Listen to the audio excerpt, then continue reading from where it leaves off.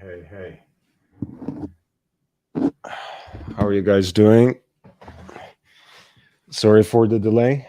Welcome to the show. Welcome to the channel. This is your host and your favorite pseudo intellectual, Lord Hellespont V, live from Los Angeles, at least for a little while longer. And I have a show coming up for you guys. We're going to talk about the auction results from Sotheby's in New York City and Bonhams London. We're going to talk about how some of our favorite watches and some of the canaries in the coal mine have performed. And by and large, as we have been observing, the auction results, for whatever reason, right, have been quite strong. Actually, everyone who has been expecting um, a genuine crash, a sudden downfall in how some of the most hyped up and most desired pieces are trending, must have been a little disappointed. Of course, as always, the auction circuit kind of has a life of its own, right? We have to recognize that it does operate by and large, for the most part, almost independently from the market of pre-owned watches, otherwise from the market of um, contemporary pieces, and from the so-called gray market as well. So we have to recognize that, but auctions, as I told you before, have kind of a natural history when it comes to their curation, right? There are, of course, very unique pieces with a special provenance. There are very desirable and collectible and very limited Patek perpetual calendars, and there are so many different pieces with stories attached to them, with celebrity stardust sprinkled upon them.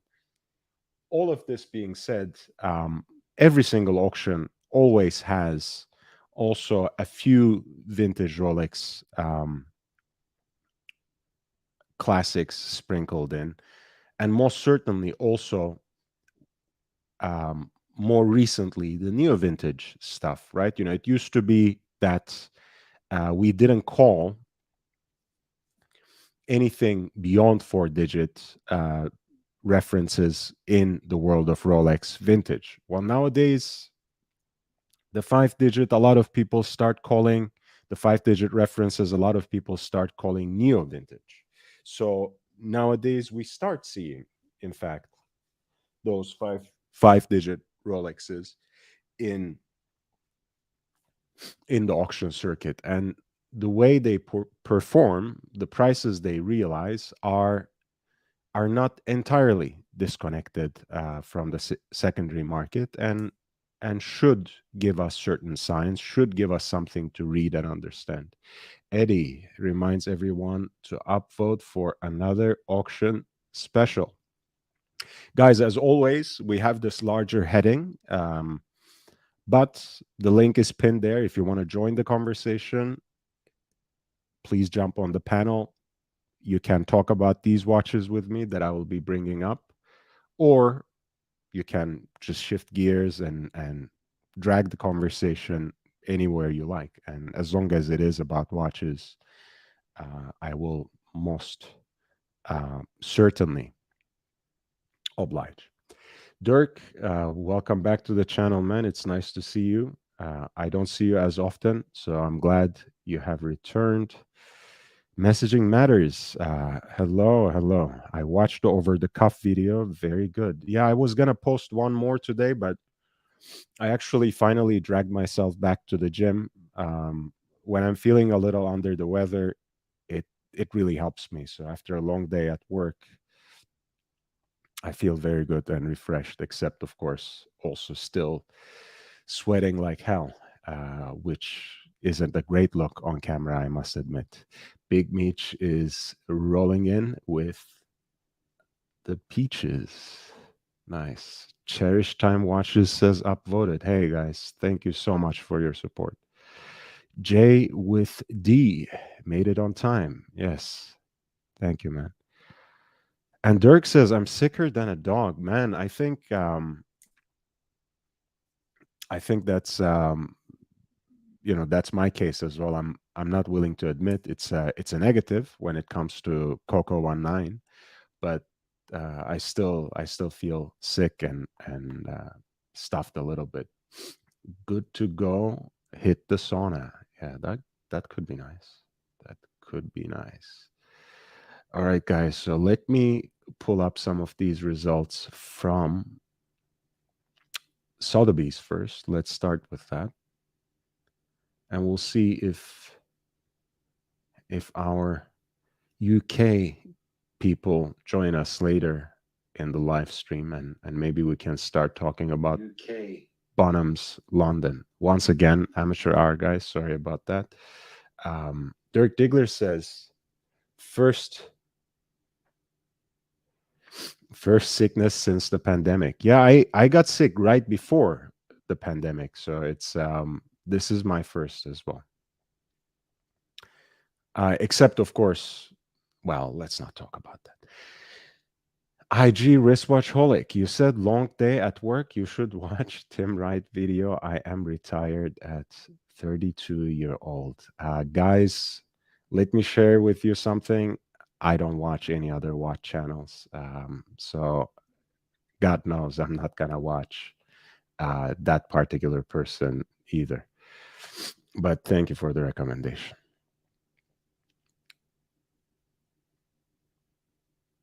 So this was clearly an auction that had the whole spread, that ran the gamut, so to speak. Right, there are a lot of contemporary Rolexes, a lot of vintage classics like that 1655 Explorer 2, the so-called Steve McQueen. As we quickly go together, there's that tri-metal Tridor day date. There's a Kermit there, flat 4, right? Early production, a Hulk, a two-tone, mid-sized Royal Oak with tantalum and pink gold. I know my friend Thomas Broadbent loves those, so I hope he's already in the chat and coming back. A lot of different offshore chronographs, from Safari to Bumblebee to the Beast, a Royal Oak offshore perpetual calendar. So a lot of a lot of watches, some of which are hyped, some of which are the usual suspects, others that are always desirable, complicated watches, like Royal Oak perpetual calendar, always desirable, and there's a double split Lange Söhne chronograph, a few Richard Milles, some Ming that got snuck in there. We'll get back to that. There's a Smurf, on and on and on. So whole spread. We don't have to go through each and every one of them, but as I go through, please let me know if there's any that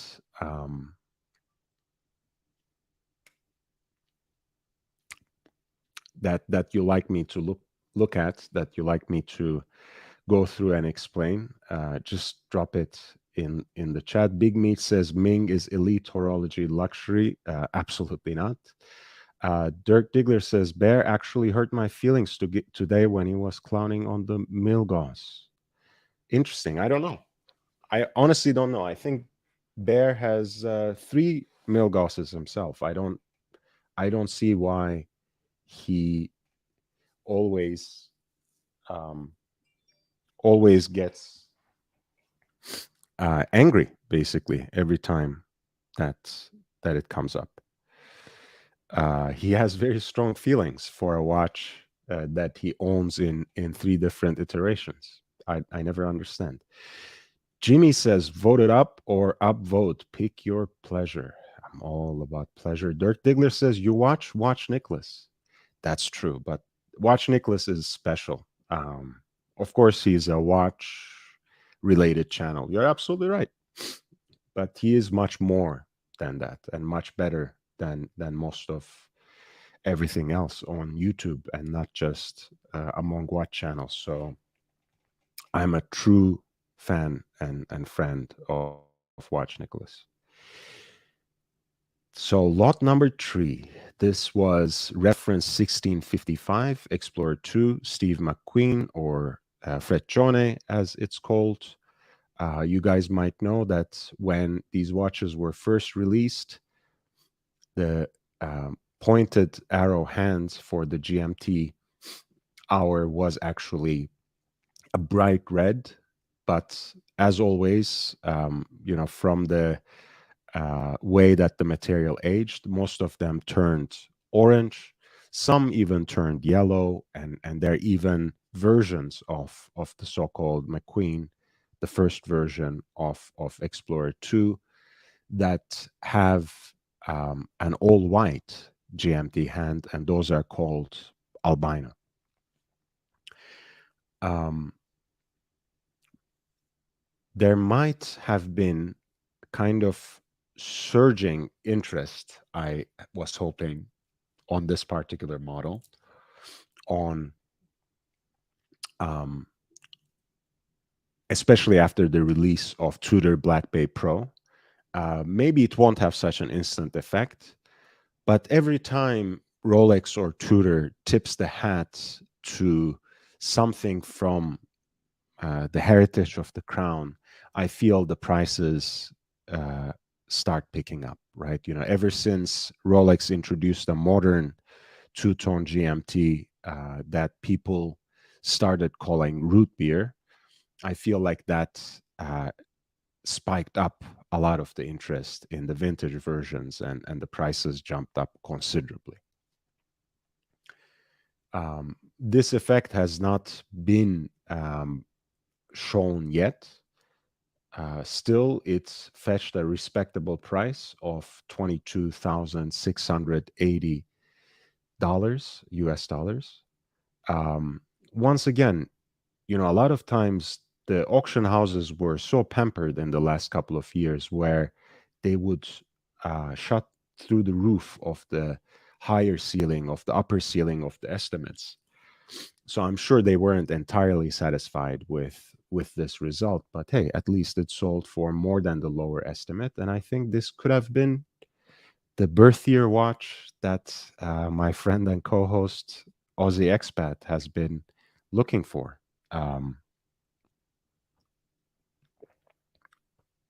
But it's a classic by now.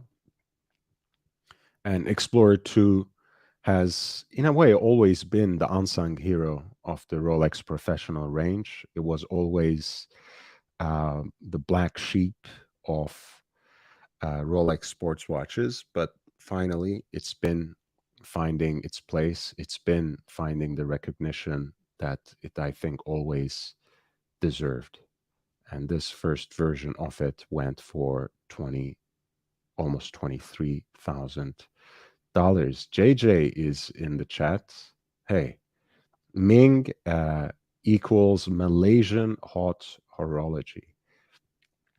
Yeah, I think it's like the great concert of humanity. Everyone should join with their high horology watches. Messaging Matters says, and he has two. I thought Bear had three Milgauses, but maybe two. Jimmy says that site profile on the McQueen is killer. George Varghese, hey man, welcome back to the channel. Dirk Diggler says, JJ, nice watches, man. I told Lord the Bear made me feel like a shithead for the Milgauss. Alex says, I like BB Pro and don't think it's too thick. We don't, Alex, as you know, we don't fat shame our tutors in this channel. So I'm glad you are on board with that. Big Meat says, when you can't get hot steel sports Ming, you settle for a Patek. Sure. And JJ says, thanks, Dirk. I think Bear was just messing around. The watch has its quirks, but it's still a very cool watch. That's the Milgauss. So we started um, with the 1655. You see a Pepsi on a Jubilee sold for $24,000. You see that Yachtmaster, steel Yachtmaster with the rhodium dial and red accents sold for 14. And again, I said something about this. For these kinds of watches that are still in production, no matter how hyped up they are, um, or rather, I should put it like this: the more hyped up they get, the more I would move away from ever trying to get them on an auction, because things get heated on auctions. People come prepared to get very expensive watches, and if they lose out on them, they end up bidding on some of these. And it doesn't always make for a good deal. Sometimes it ends up, in fact, reaching prices that are much higher than the market. In this case, it's the prices are not outrageous, but you have to also realize that there will be tax and buyer's premium added on that. So suddenly you're talking about uh, basically almost a $30,000 Pepsi and a 16 and a half, 17 $1,000 Yachtmaster. So for these kinds of watches, I think it would always be wiser to just go into the secondary market, unless, of course, you can get them at retail, which is something that I also always recommend. Just say no to the gray market. Then we have Kermit, right? The so-called 50th anniversary edition. The real deal, so to speak, actually from 2003, right? Distinguished by the flat 4 on the bezel, as you can see. And this also broke the lower estimate, going for $22,680. It's a classic. I think always will have its place for the collectors. As you know, many tend, for one reason or another, toward pre-ceramic Rolexes, and a flat 4 Kermit is kind of one of the last, right? One of the last unsung heroes of I shouldn't say unsung hero, but one of the last pre-ceramics. So it's actually a great watch to get if you can find it at the right price, especially if you can find the flat 4, which is the first year of production.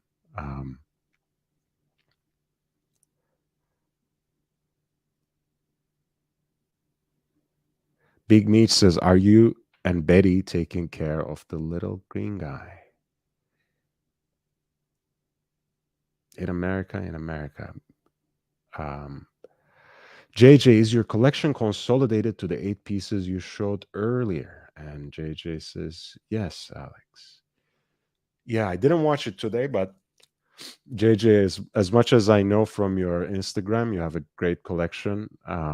And when you say consolidated to those 8 pieces, you mean that you're not in the market for getting anything else? Is that it? Is the 5172G your exit piece, or are there any other watches in your future? Big Meat says, the little green guy tried to eat Betty. Interesting. Interesting. There's a Hulk that sold for 31,500, against right in the middle of the estimate. Once again, another watch that could be bought at much cheaper in the secondary market, since it's discontinued already. than the auction circuit. Once again, don't forget that there is probably like a 20% premium on that, and then another 8.5, I think, is the sales tax in New York City. So basically, you end up paying $35,000 for a $25,000 watch. But once again, it didn't sell for cheap, right? And that in and of itself is a sign. Mid-sized Royal Oaks, that the Pontiff had one in steel with the blue dial, and he couldn't wait to get rid of it. I don't think he lost money on that deal, though after the service he may have. But certainly, it's something I'm sure he regrets by now, because they have quadrupled in value, if not more. And here you have a two-tone version of it, which is mainly in tantalum, with that satin brushed dial and pink gold accents, pink gold octagonal bezel, crown, and pink gold tapering interlinks. And that has actually realized the price that broke the upper ceiling at $27,720. It's really, this is one of the strange occasions, right, where the hype basically pulls up everything. These mid-sized Royal Oaks, mid-sized Nautiluses, right? So 14790, like this, especially in two-tone, 3800 Patek Nautilus, so the mid-sized Nautilus, especially in two-tone. These were incredible deals just 3-4 years ago, and suddenly they are just as hyped up as everything else, and are quickly becoming to be cast in unobtainium for most of us.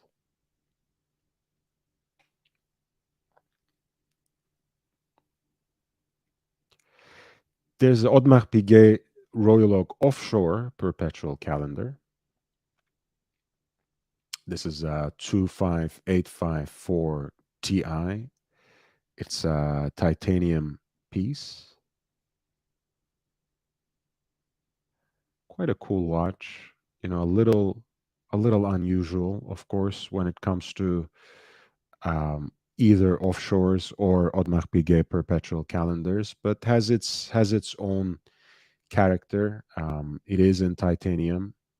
I think could be quite a cool watch for the right person, because it brings that grand complication together with one of the more butch sports watches of recent time, and that sold for actually less than the lower estimate.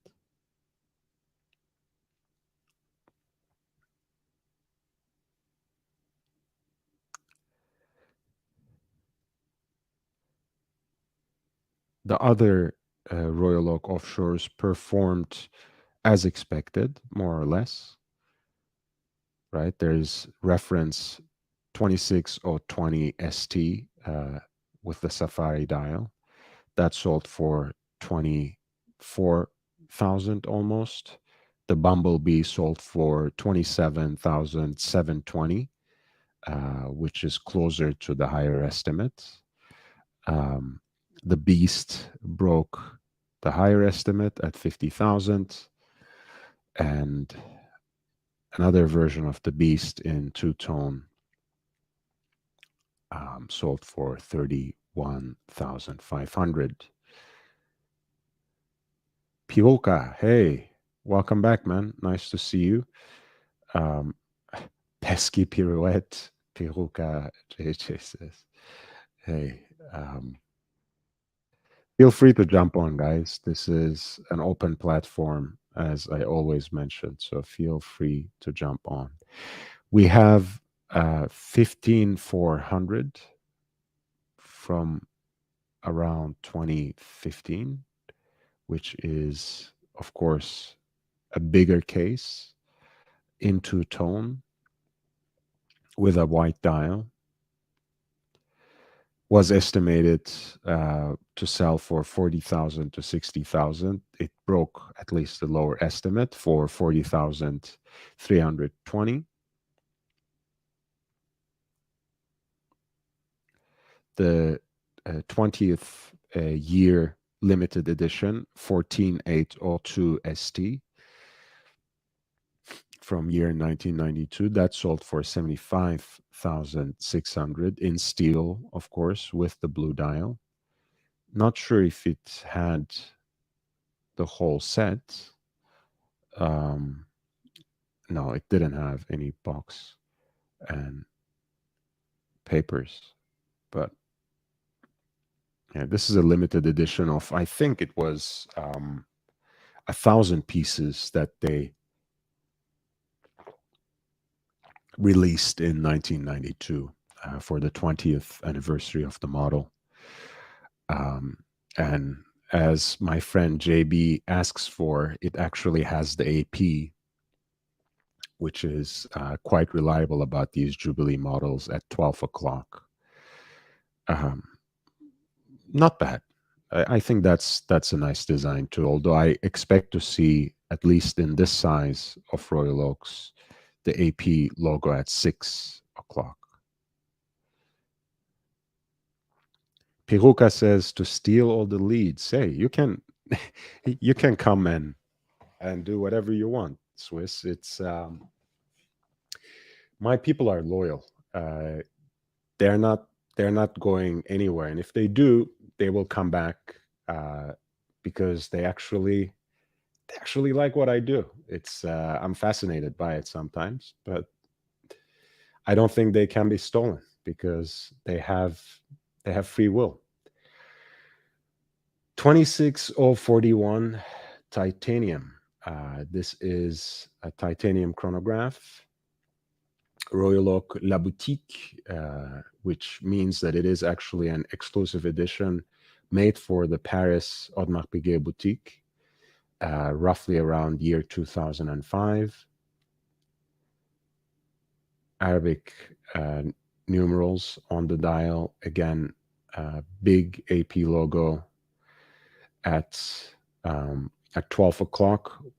And at the center, you have the Grande Tapisserie decoration that, as you might know, is drawn by the pantograph still to this day. I think that's quite beautiful, and it's a 39 millimeter case too, so very, very reasonable indeed in terms of size, and that sold very close to the upper estimate at $56,700.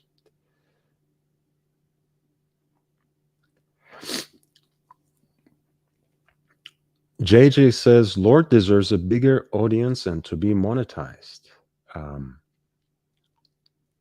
Marco says, JJ, come back. You can steal all the leads. Marco, you too are welcome, by the way. Feel free to click the link and jump on the panel if you would like. And JJ says there are no leads left. LOL. I agree, man. You have to kind of reinvent the wheel anyways. You have to reach out, which I have been trying to do, especially since the start of this week, and it's only going to speed up in July.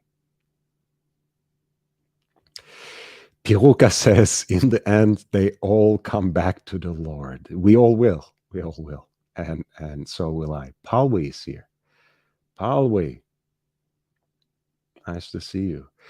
Jay with D says, my dilemma with AP is these feel all like an old gift in new wrapping, a mono watch band with just the RO in dozens and dozens of variations. Yeah, that's why I like to stick with the jumbo extra thin. But then again, they have shot through the roof, and there's just no way of obtaining one at a reasonable price, nowhere close to retail. And the retail itself, by the way, at the AP boutiques have become 33,000 for the new reference 16202 ST. It's 33,000 plus tax. So, you know, that in itself is already a huge chunk of money.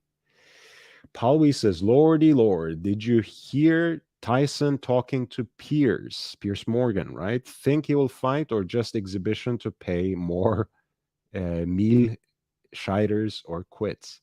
I actually just posted something from Mike Tyson to my Instagram story. I wanna share that now that you have brought it up. There we go. Share. I love me some Mike Tyson. Iron Mike. Great guy.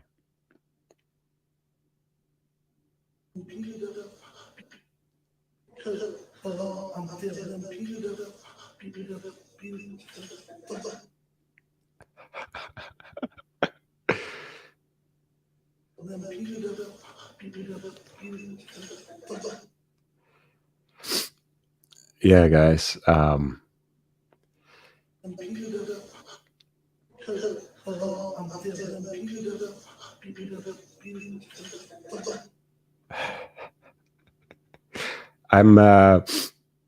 not sure if that's what Ali meant when he said float like a butterfly, sting like a bee, but there's Mike Tyson for you, dressed as a bumblebee, and he's always cool.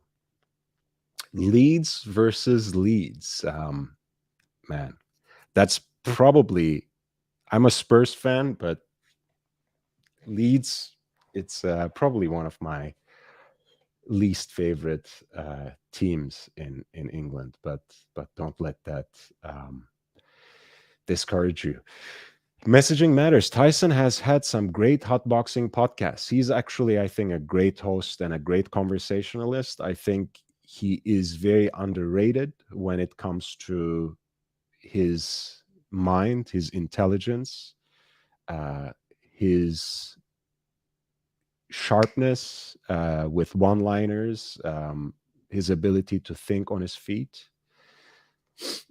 Pauli says, Lord is great, ASMR vocals. Thank you. Marco says, you guys like boxing? Yes, I do. I can't wait for Beterbiev to knock Smith the spark out. He's a savage. Wow. Marco, I'm very impressed. Yes, actually, Artur Beterbiev is my favorite light heavyweight, and I do also expect him to knock out Joe Smith Jr. In 2 days' time. I think it's going to be actually easier than what people expect. Artur Beterbiev is someone who has 100% KO success, by the way, and that's unique among world champions in boxing, at least at current time. He is vegan, Lord. Yeah. I actually had one of the best times of my life when I met Bernard Hopkins in a vegan cafe here in Los Angeles. It was, you know, speaking of Joe Smith Jr., that was Hopkins's last professional fight. But at any rate, Hopkins has been one of my idols. I always have a soft spot for Philly fighters, and as you know, Bernard Hopkins is from Philadelphia. So great guy, so down to earth, so humble. Just again, a great mind, a great boxing mind, and a great mind in general. Same here. I want Errol Spence and Crawford to happen, although I'm quite pissed that it hasn't happened yet. But yes, I will certainly watch it once it does happen.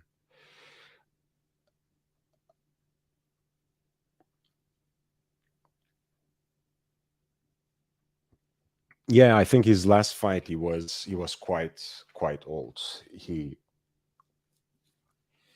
I don't know how old he was in his last fight, but he was quite old when he fought Joe Smith Jr.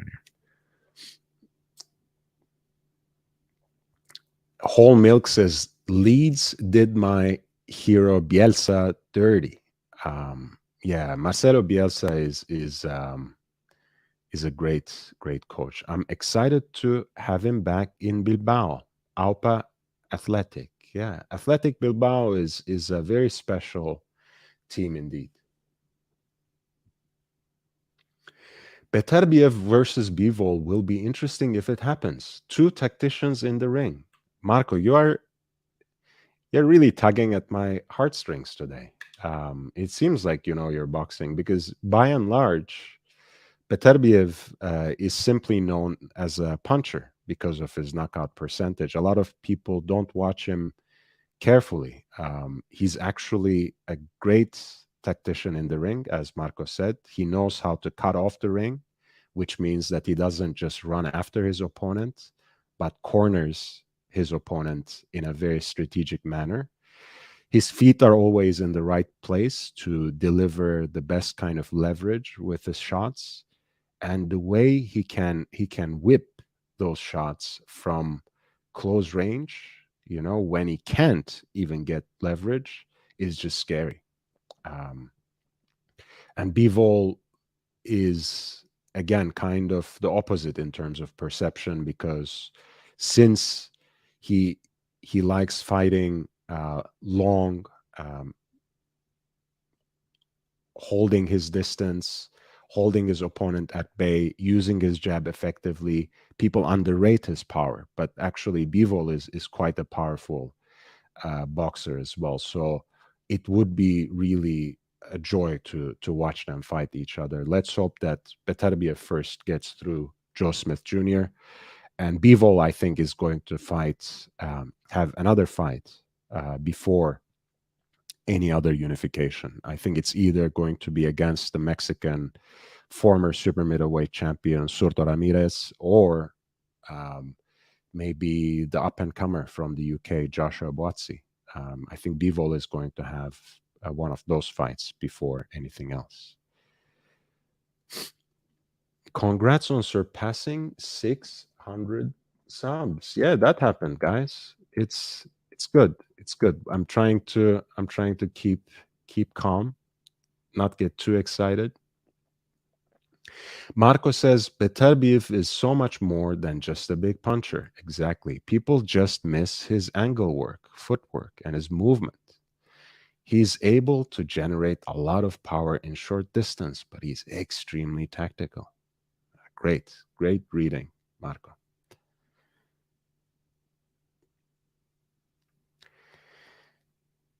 Royal Oak, City of Sales. This was lot 16. You guys might remember that this Sotheby's auction was heavily sourced from a single collection, what they called the X collection. So there's a kind of theme, right? There are a lot of chronographs, a lot of Audemars Piguet Royal Oaks and offshores. So it's a little slanted, but this is a titanium 25860 chronograph, limited edition, circa 2000.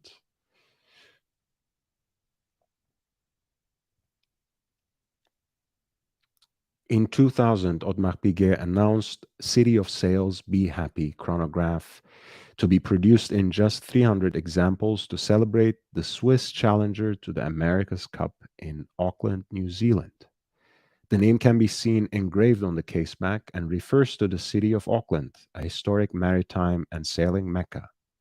The case and bracelet are constructed from brushed and polished titanium, a lightweight and hard-wearing material that is notoriously tough and hard to work with. And the tapisserie dial has a distinctive blue, evoking of the ocean, and is accentuated with yellowed hands and hour markers. Let's see how the caseback is decorated. Yeah, City of Sales, limited edition of 300 pieces. And, again, great work, of course, on the case and the bracelet with the satin brushed and mirror polished surfaces on the titanium. But after having seen what Lange Söhne did with the Odysseus titanium in that limited edition, uh, I remain unimpressed. It's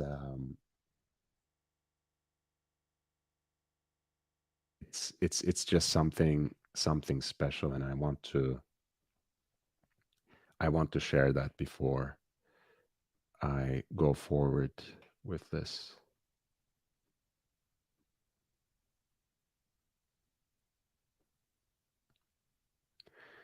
Yeah, so when Lange can do this with titanium, um, you have to really up your game to, to get some oohs and ahs from me.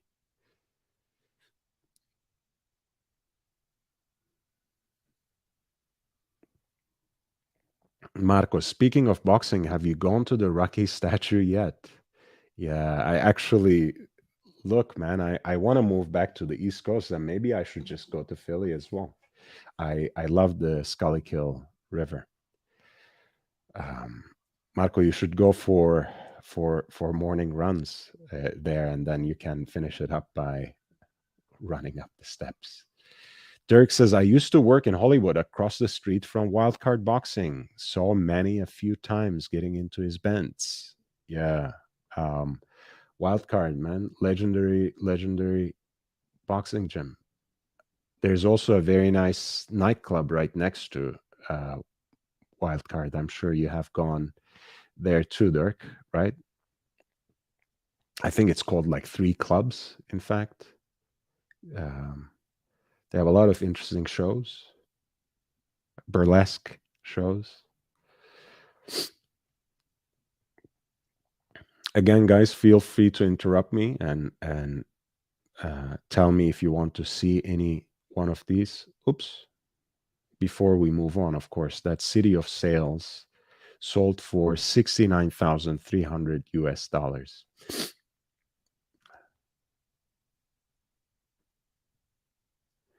And then we have 25686 ST, which is a steel Royal Oak perpetual calendar, automatic, right? Quantième perpétuel, automatique, limited edition with the moon phase, of course. And let's see what kind of limited edition this actually is, if it says anything. No, actually, there's no essay or anything, so I don't know what kind of limited edition it is. But this is, to me at least, a little more desirable, and I love the way that petite tapisserie, the smaller waffle design or hobnail decoration, ages on the midnight blue, and this is one of those examples, right, where you have this sort of reddish coppery tinge coming to the surface, and that sold for 176,400 US dollars. As always, the blue dial commands a premium. The fact that it's a limited edition commands a premium, and I think this is actually an ultra thin, I want to say. I think so. This is 25686 ST.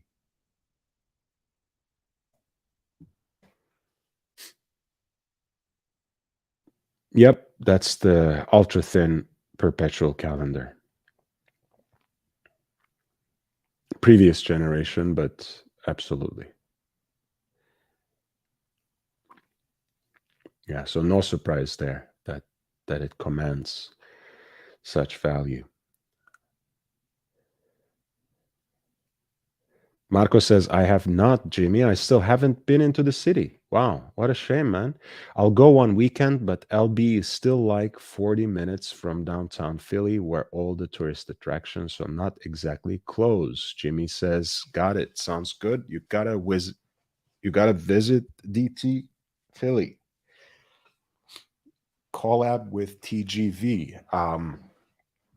TGV is in Philly? TGV used to be in New York last time I checked. I have Wow, I've been out of the loop so bad. Marco says, yes, definitely have to visit. Need to try on more cheesesteaks and a few good pizza spots rated highly by Dave Portnoy. Yeah, just one bite. You know the rules, Marco. Derek says, I remember going into work in the morning and seeing hookers come in from the night.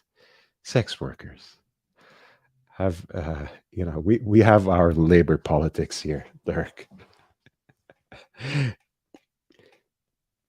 Marco says, we have the Yves Klein Blue Perpetual, and it's right up there as one of the best Royal Oaks I've seen to date. It just pops.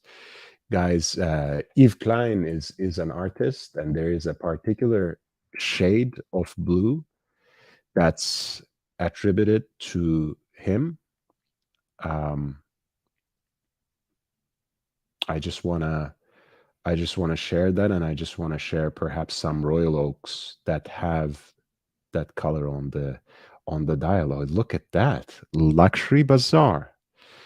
But yes, so this is the shade of blue that's associated with Yves Klein because he used this color in his artworks. And then Luxury Bazaar has, at least here, a chronograph and possibly also a perpetual calendar, as Marco was just saying, with that particular shade of blue. I have seen before mid-sized, which is to say 14790 Royal Oak in the Yves Klein blue. Let's see if we can pull that up.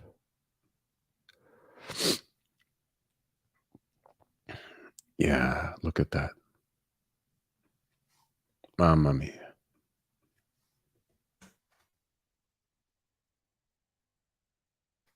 Yeah, that's just a beautiful, beautiful shade of blue.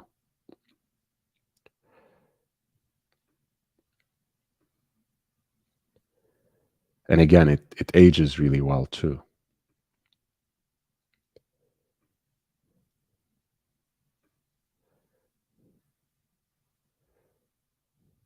Very deep, very lively, and very distinctive. And as much as I like, you know, perpetual calendar as a complication, and the chronograph is great too, but hey, if you're gonna get the Eve Klein, uh, best to have not an uncluttered dial, right?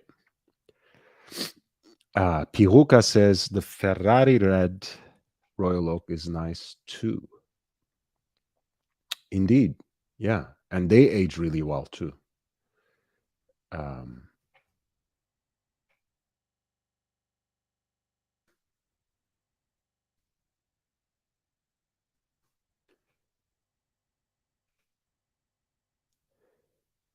kind of into what Rolex calls coral.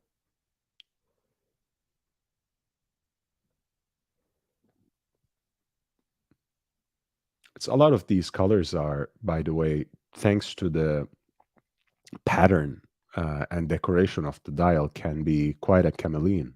Chameleon, sorry, and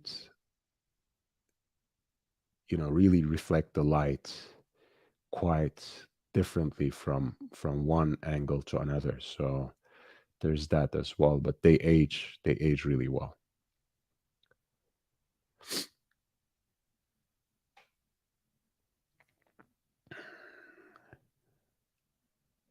Alain Boncoin, welcome back. And Dirk Diggler says, spin it. Marco says, we have the chrono also. Yes, so they have at Luxury Bazaar both an Yves Klein Royal Oak chrono in the Yves Klein blue and Royal Oak perpetual calendar in the Yves Klein blue. And we are not actually sponsored by Luxury Bazaar, guys, just to keep that in mind. Pauli says, tight pants, two-tone, timepiece, toonie, rub and tug specialist. All aboard the pleasure cruise, pleasure port captain departing for Pleasure Island.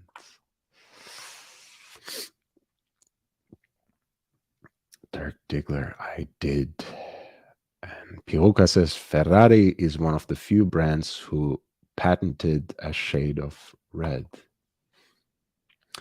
Marco Ferrante says, vous parlez français? Oui, monsieur.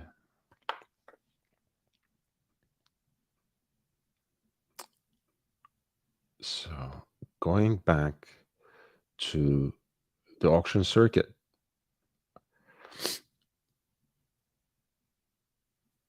Oh no, this is the that is the Yves Klein mid-sized Royal Oak.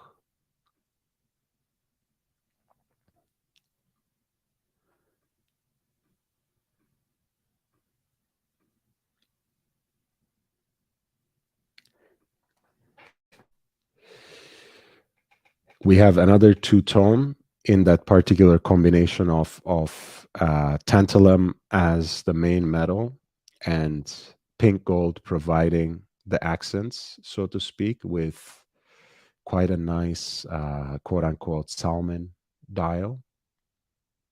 Again, really beautiful.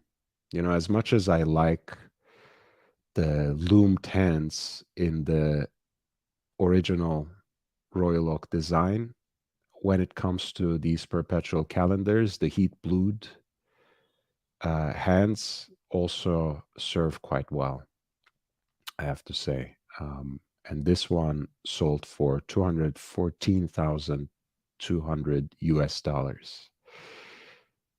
Two-tone, 25, 8, 20 perpetual calendar.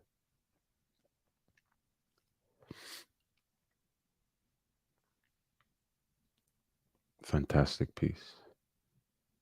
No papers, but apparently comes with a box.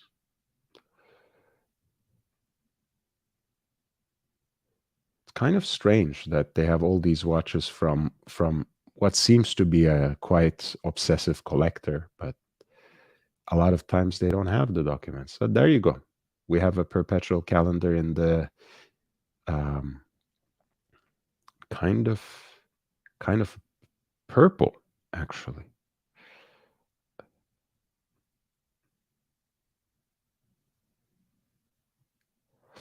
$25,865. This is actually a minute repeater too, I think. A white gold minute repeating perpetual calendar, split seconds chronograph with moon phase. So this is kind of the whole enchilada, so to speak. Amazing.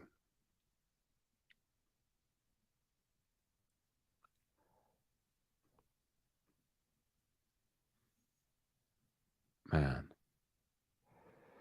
And that sold, that actually broke the upper estimate as well, which was 500,000, 630,000 US dollars. White gold, Grand Complication, moon phase, split second chronograph, and minute repeater in a perpetual calendar Royal Oak. Okay, this is an Yves Klein as well. I almost saw it like a purple. Interesting. They have a little video.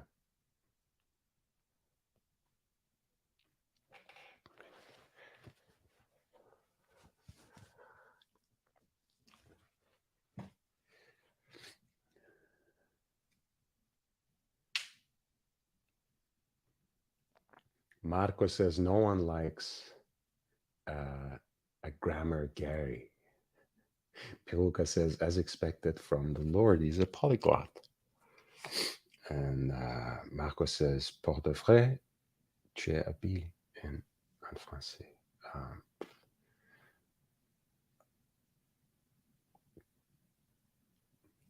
Je parle plus en français, alors je perds mon accent et mon habileté de parler. And Peruka says, when do we make an all French stream? The professor was asking me actually at some point. Maybe there would be some interest. I don't know what the audience is, frankly. I feel like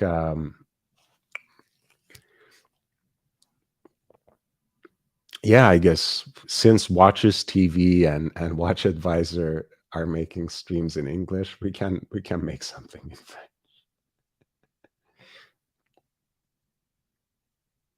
Ça sera un désastre. Personne va nous comprendre. Oh, okay.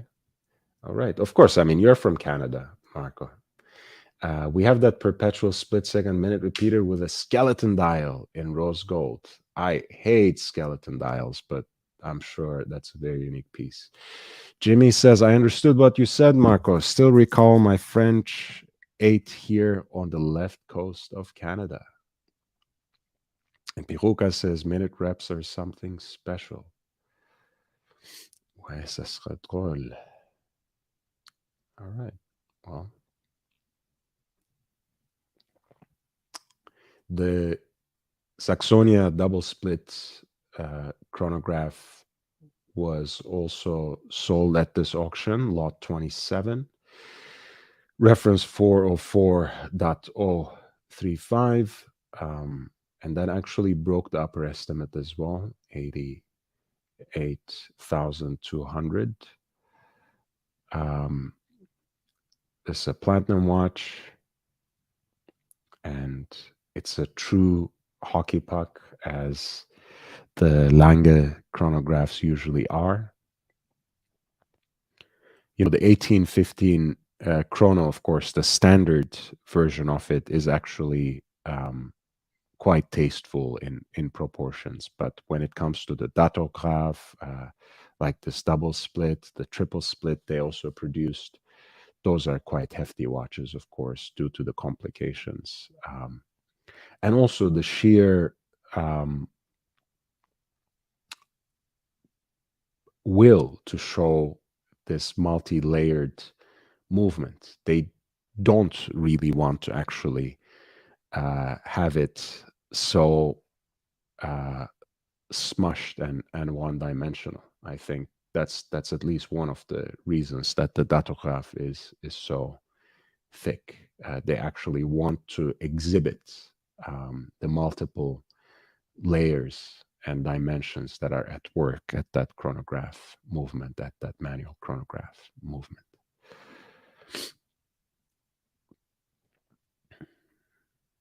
This sold cheap. Yeah, I mean, relatively speaking. Yeah, relatively speaking. And Piruka says 88,000 for the double split is kind of soft. Yeah, you're right. This should be double the achieved price at least. Well, someone got themselves a deal. Someone got themselves a deal.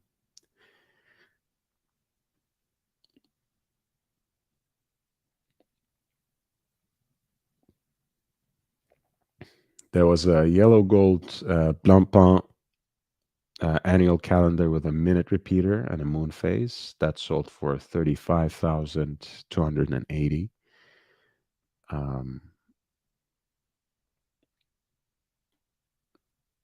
You can see the gong there. I think there's another one right there.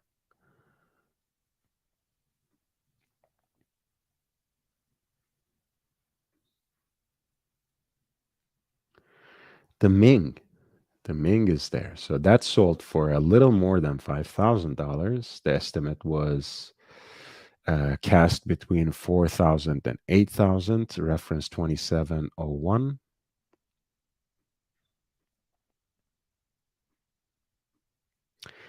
I have a feeling that Ming is going to be like the Movado Museum watch of our time. But Marco, maybe you can convince me otherwise. I know you have a Ming yourself, so.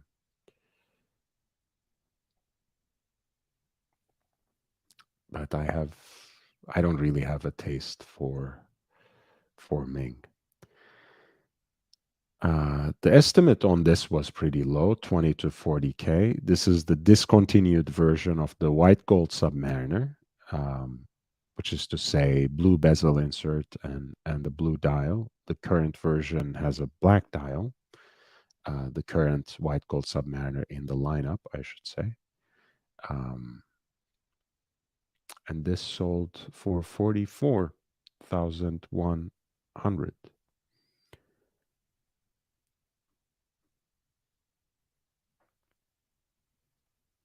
Mm.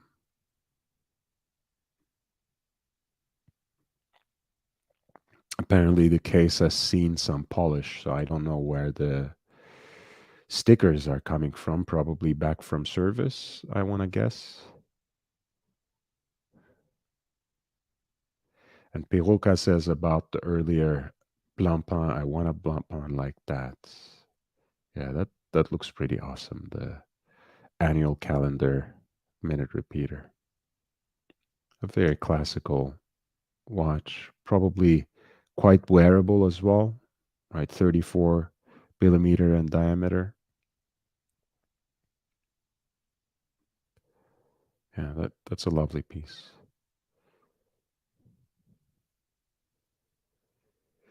We have a white gold Daytona with the meteorite dial. Roman numerals. The upper estimate was at set at $80,000, and this sold for 69,300. The earlier generation, of course, quite an early one, in fact, 2002. As you guys know, Rolex switched to its in-house caliber 4130 at the turn of the century.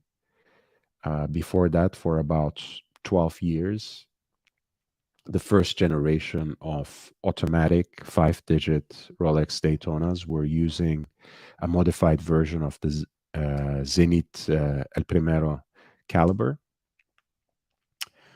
Um, yeah, this is 116519 white gold on leather strap and the matching white gold buckle, meteorite dial. I think it's a beautiful watch, sold for $69,300. Box and papers, outer packaging, everything full set.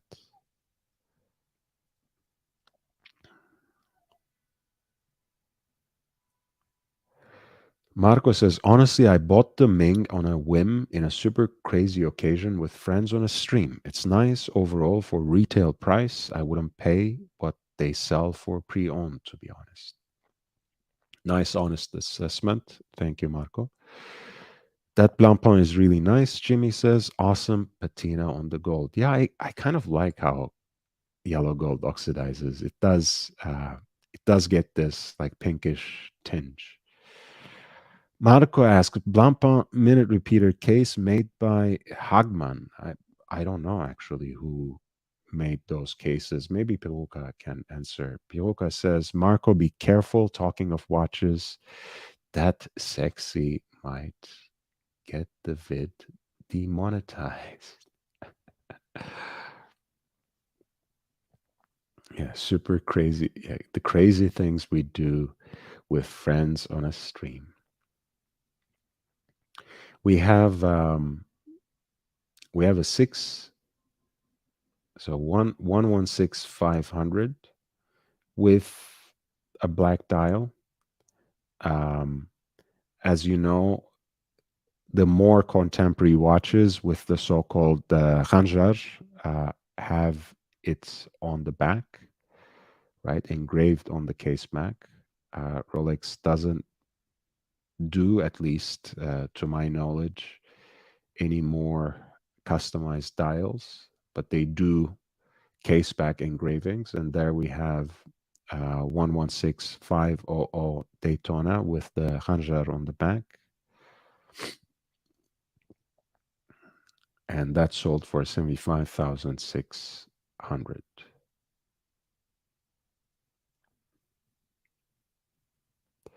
So, relatively speaking, right, would you go for that or the white gold on the leather strap with the meteorite dial? To me, it's really a no brainer, but hey, collectors do what collectors do. There's Omega Speedmaster Snoopy, the 45th anniversary. I think this also has a very nice color scheme. It went for a little more than $40,000 from 2015. Um, Silver Snoopy case back, full set. Of course, it wouldn't have made sense otherwise. Lot 37 sold for a little more than $40,000.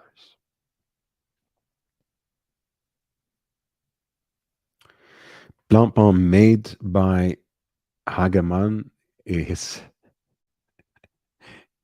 yeah, it's X-rated material. Piruka says 6 months ago, one sold at auction for 27K. 6 months from now, it will sell for 17K.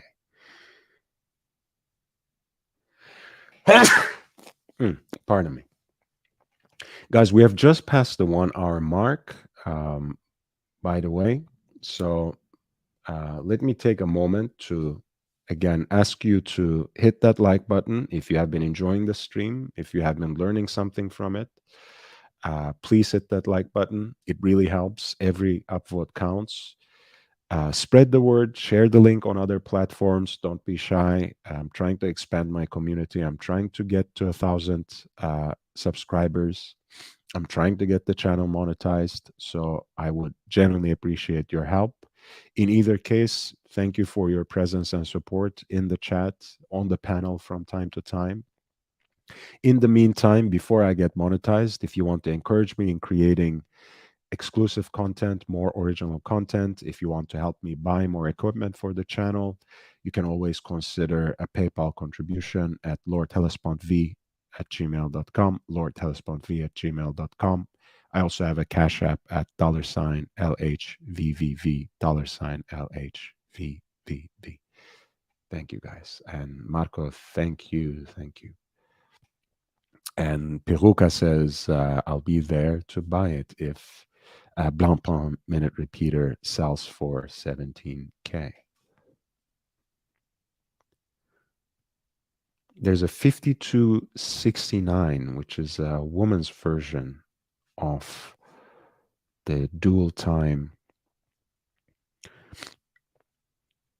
Aquanaut with a bezel set with small flawless diamonds, rose gold, white dial, white matching rubber band, and that went for $69,300.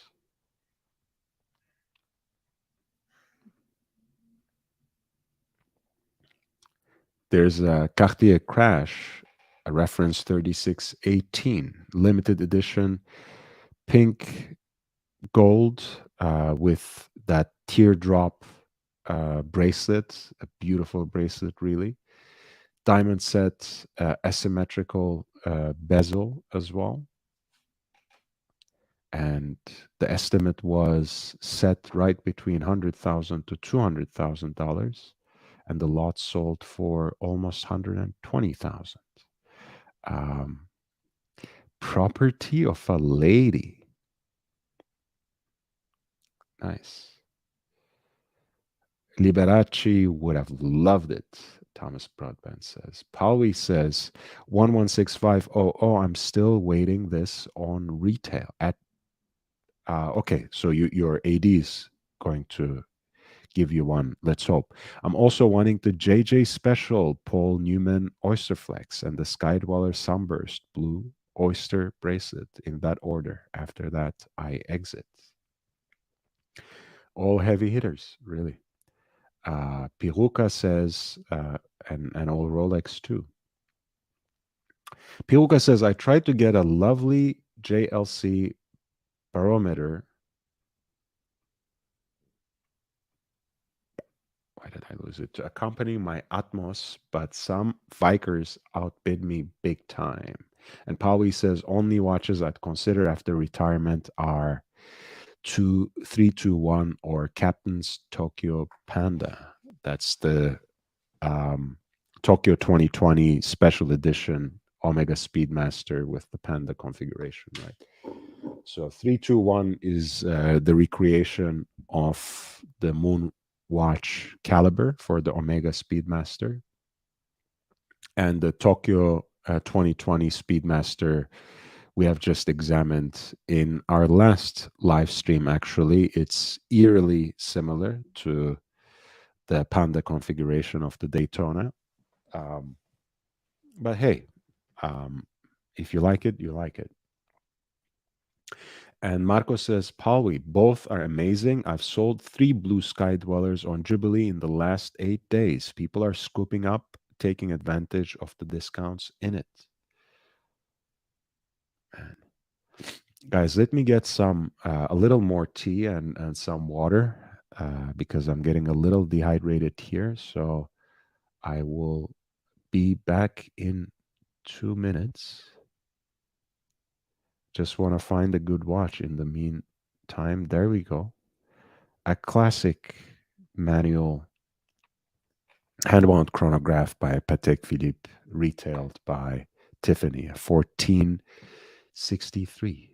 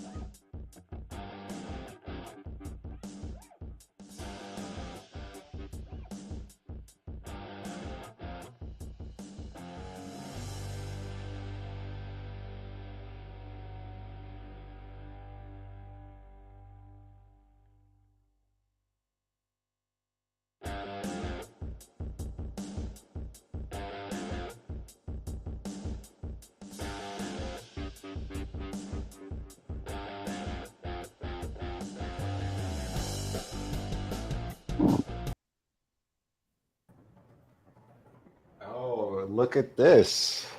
An all-star lineup. JJ, JJ, Michael. you could blame it all on me. What's going on?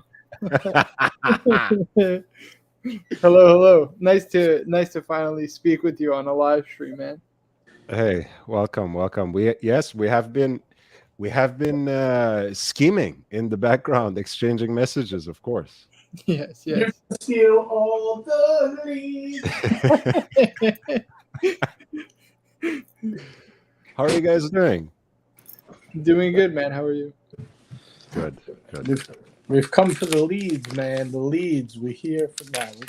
Actually, I wanted to show a little support, man. You've been doing a good job giving a lot of watch content out there. Thank you. I gotta tell you, Alex introduced me to your. I didn't know you had a YouTube channel until Alex had told me about it, and then I subscribe. I've been watching, pretty Nice. regularly as I go to sleep at night now. Yes, that's the primary purpose of this channel, trying to put people to sleep, bore them to a lull. But yeah, I wish that was me, by the way, playing guitar in the background. It's the generic rock music they have. I didn't want to leave you guys completely alone. This is an incredible piece, of course, 1463, kind of like the ancestor of JJ's 5172G, let's say. It also reminds me of very reminiscent of 5170, don't you find? Even more because of the hands, of course. Yeah, it reminds me too. Even it gives me a lot of Corne de Vache vibes. The yellow gold one. That too, and it reminds me of this pièce unique, actually, one of a kind, 46 millimeter manual chronograph. They apparently made for this Italian gentleman driver, Count Carlo Felice Trossi. But anyway, so that was a very special watch, having something in 1932 in 46 millimeter, that must have been quite special. And you can see how it looks on his wrist here too. So anyway, that does have the leaf hands. And this one had baton hands, if I'm not mistaken, right? Yeah. But yeah, the fact that the crown is like the same size as the subdial, there's a very interesting balance to the design. I love it.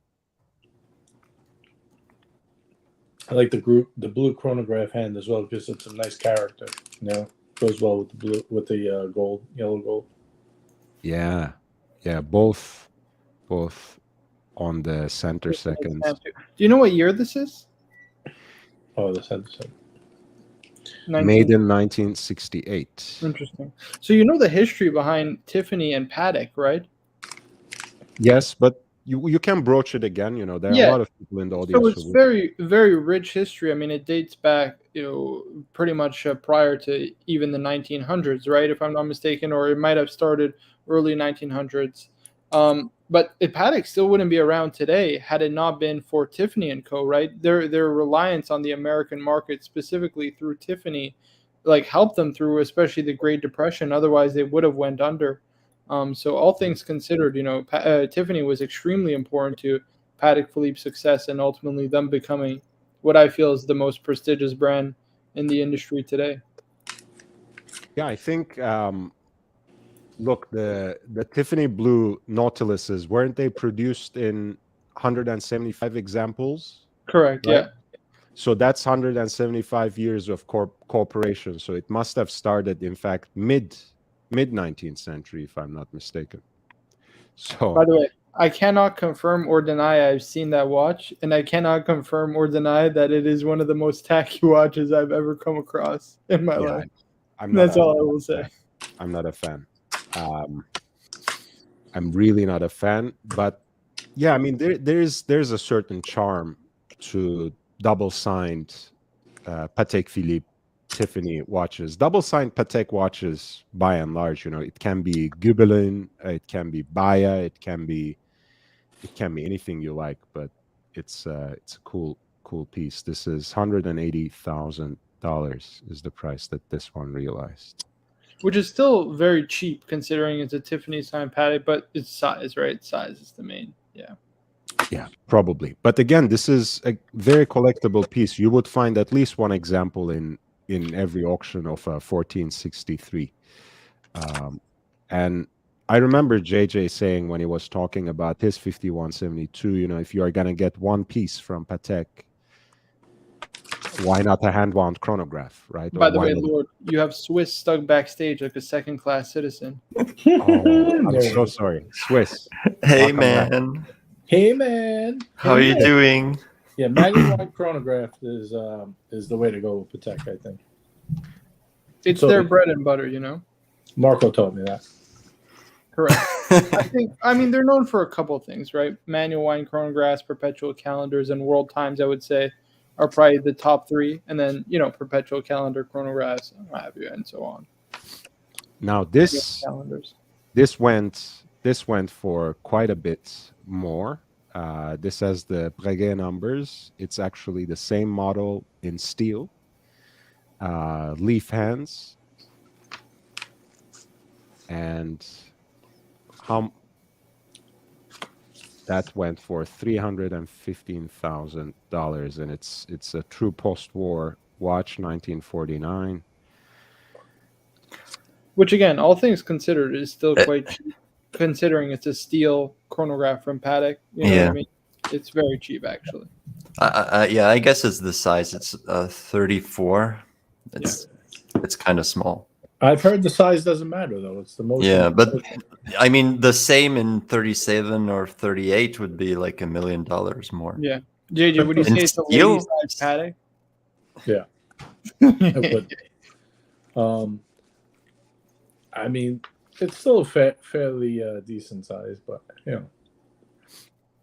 I think honestly, having these dainty wrists, I do appreciate the smaller watch, and I do understand when it comes to the market there are certain preferences, of course, but a 1463 is an auction mainstay, and it will always command some relatively strong prices. It again, even if it's 34.5 millimeter. Look, this is the 5070J, right? Black gold, 63,000.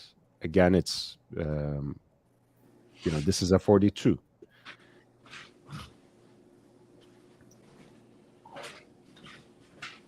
So 1463, I think, if I'm not mistaken, someone can correct me in the chat perhaps, I think it's the first serially produced hand-wound Patek chronograph. Correct. Yes, you are correct.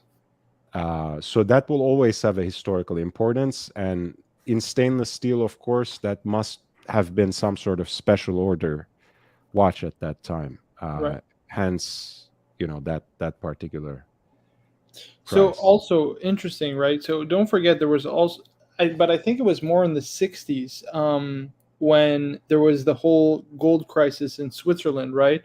Where gold became like very expensive, like too expensive, right? And that's why you had even Rolex had 14 karat gold Daytonas because they wanted to reduce like price wise at retail.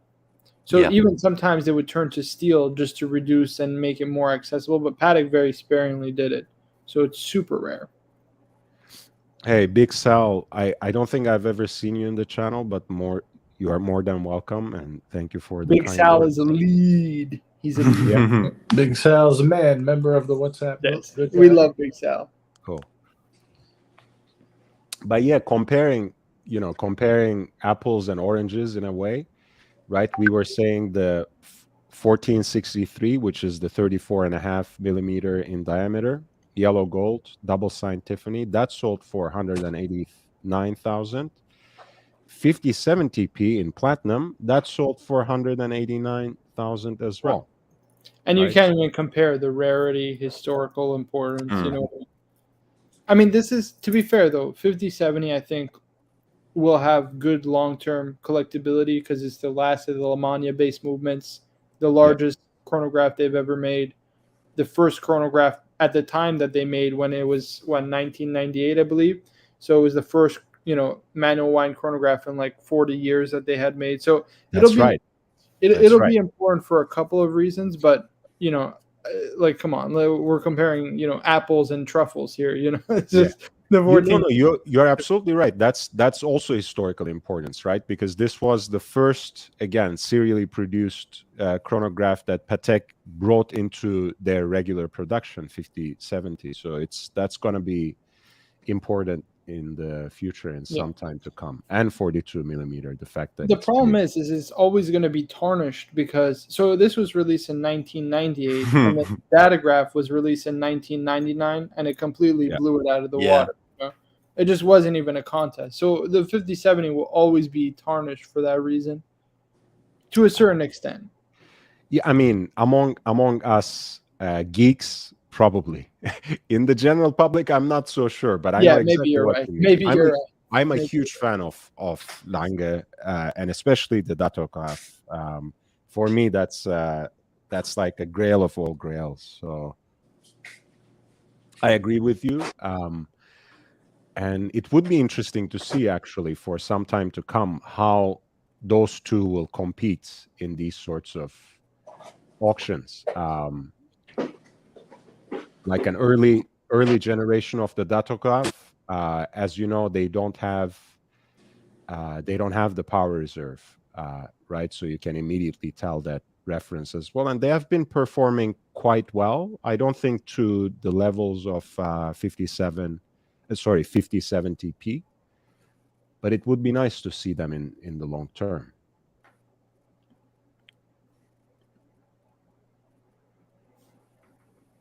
My boys, Big Sal says, Marco, JJ, and even Pesky Hiruka. We love Sal. Sal is the man. Yeah, why are you guys picking on Swiss, man? It's a everlasting joke. It's an inside joke. Running joke. The pesky Peruka. Yeah, he's very pesky in the chat. It was when I still was with Tim. Someone, one of Tim's mods,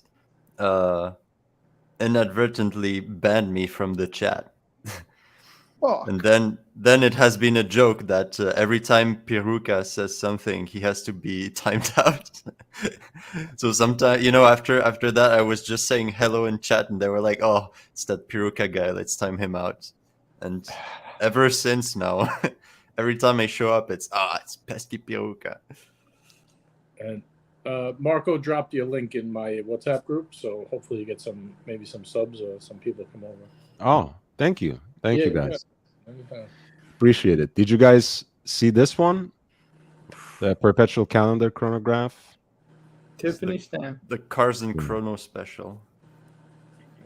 So this too, to be fair, will be also collectible, because long term, I'm talking 50 years down the line. Extremely collectible. Because it's the first in-house perpetual chrono in platinum, right?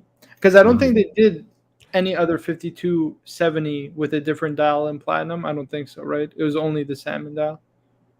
I think so. I don't want to speak too quickly. I'm not 100% sure, because I know they did the J and the G and what have you before the salmon dial, but I don't remember if there was any platinum. Man, that's a sexy watch. The contrast between those blackened furry hands and the half, numerals, or what is it, a third? The Arabics, it's great. It's one of the nicest, one of the most beautiful watches I've ever seen, honestly. Yeah, and the dial has one of the most balanced layouts.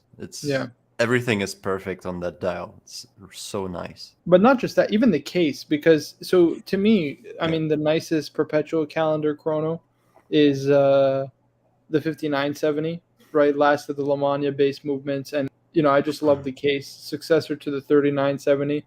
But this is so inspired by the 5970, yet has, I think, even more charm and elegance because of that salmon dial.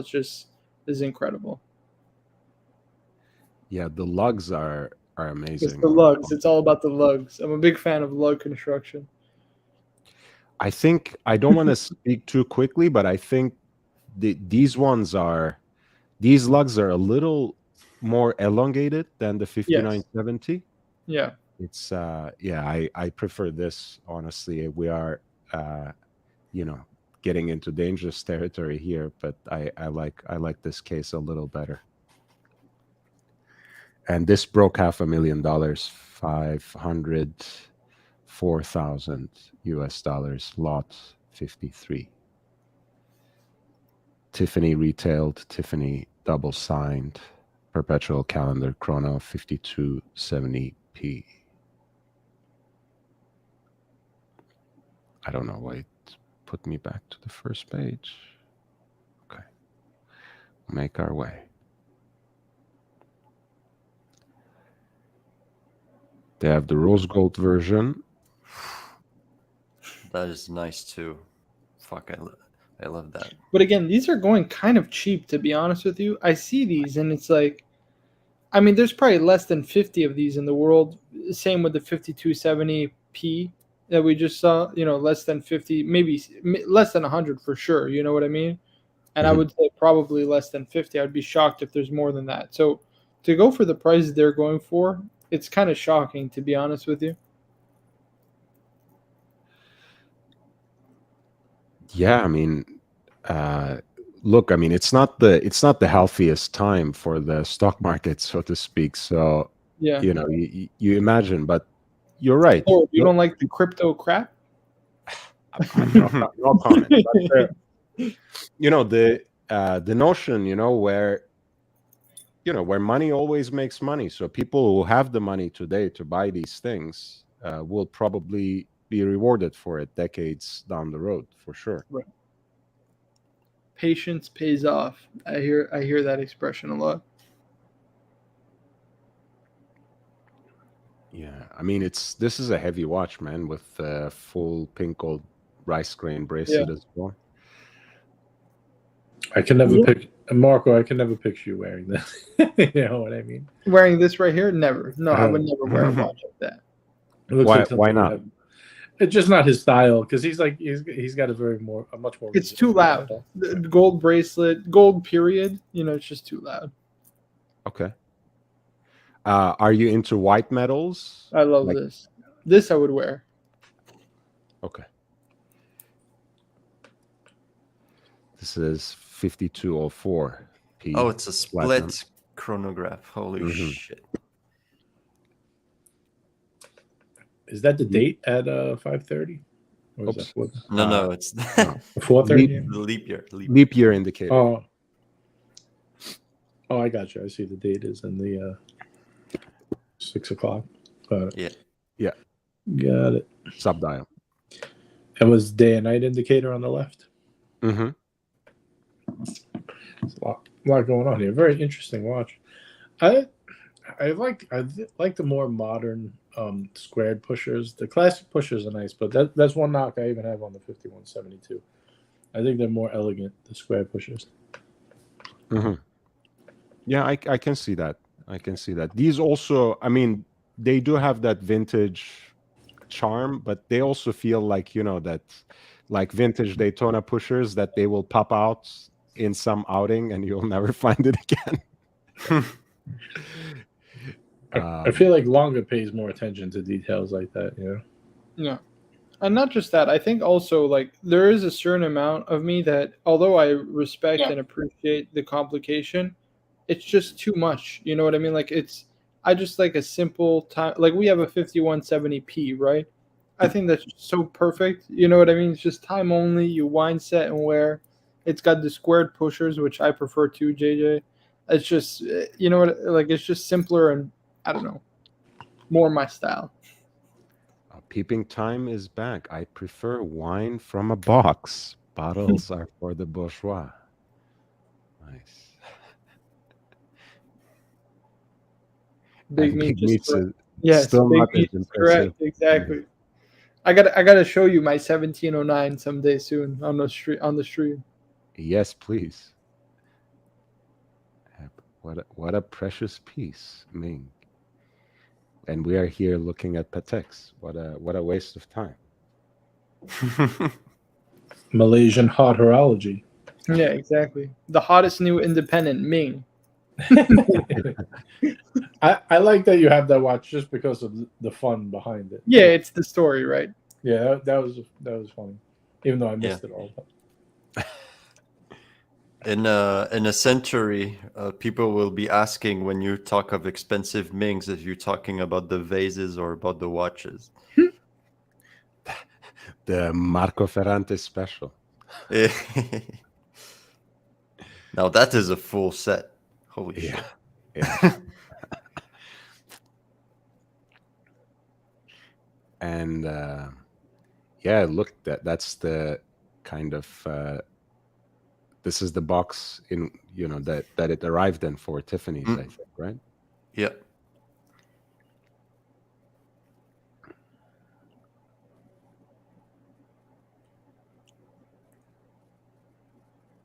Damn, feels bad for Brian Davidson. Jesus Christ! I mean, they could have just plastered him a little bit even louder. Oof.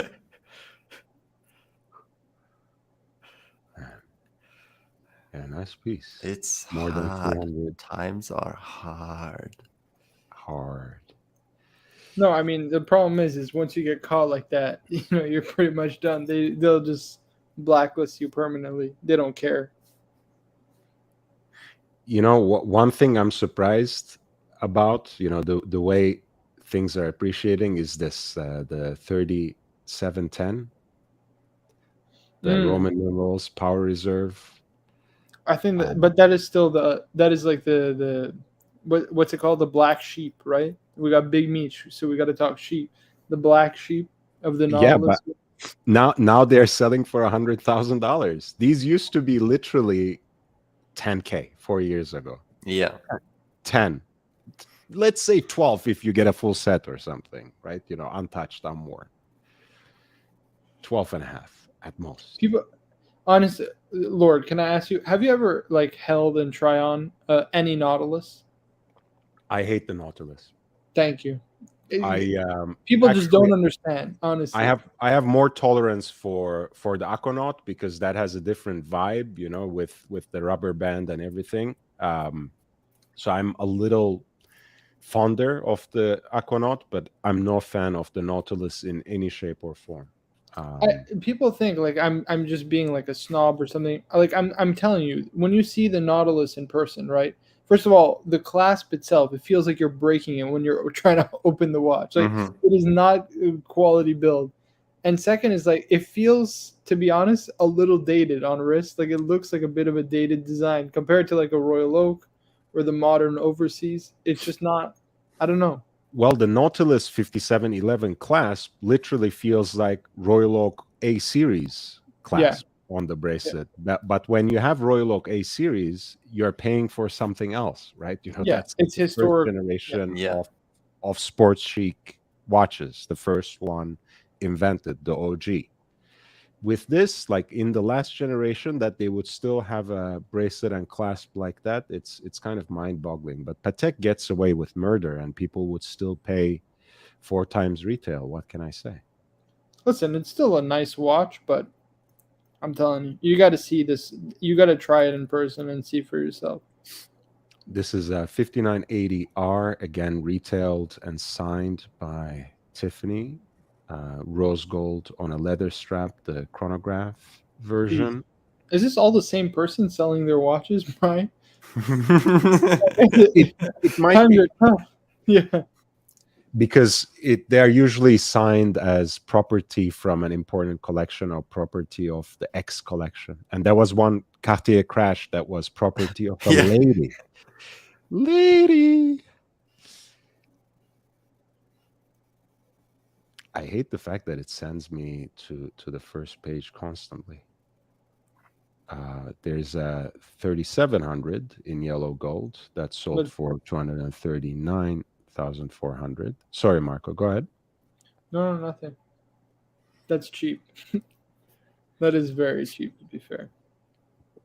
Well, you know what's cheap? This Daytona, it's super cheap, I would say. This Daytona, that's cheap. Really cheap. 52,000 or 53,000. Of course, there's the buyer's premium. Of course, there's tax. but sub 60 for a Daytona like this, that's fire sale. I mean, Even it if looks you in have pretty like good shape. replacement parts, even if you have like replacement parts and stuff like that, like it doesn't even matter. That's still very cheap. And let's read the essay. What does it say? Condition report. Overall good condition, visible wear, small nicks, previous polish, replaced crystal. Crystal is fine. The bracelet is later. Okay, the bracelet is not original, but light wear throughout can be seen. Dial is overall good condition, light sensation, dust. The hands are oxidized and tarnished. That happens. The registers have turned that tropical brown. Partial losses to all the luminous plots. Yeah, a bit tough. This looks a bit like you don't know what you're going to get upon arrival.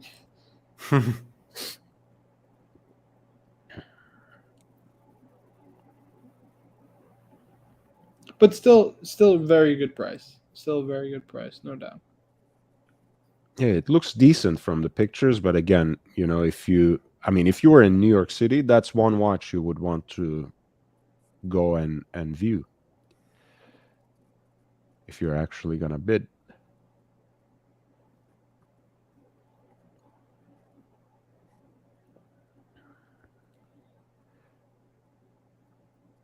We have a couple of other. This one was interesting. The floating Daytona 6240. Small Daytona print with the Tiffany signature there.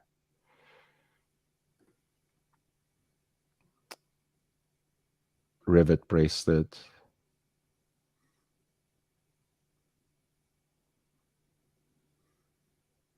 This broke 200,000. 6240 from 1965.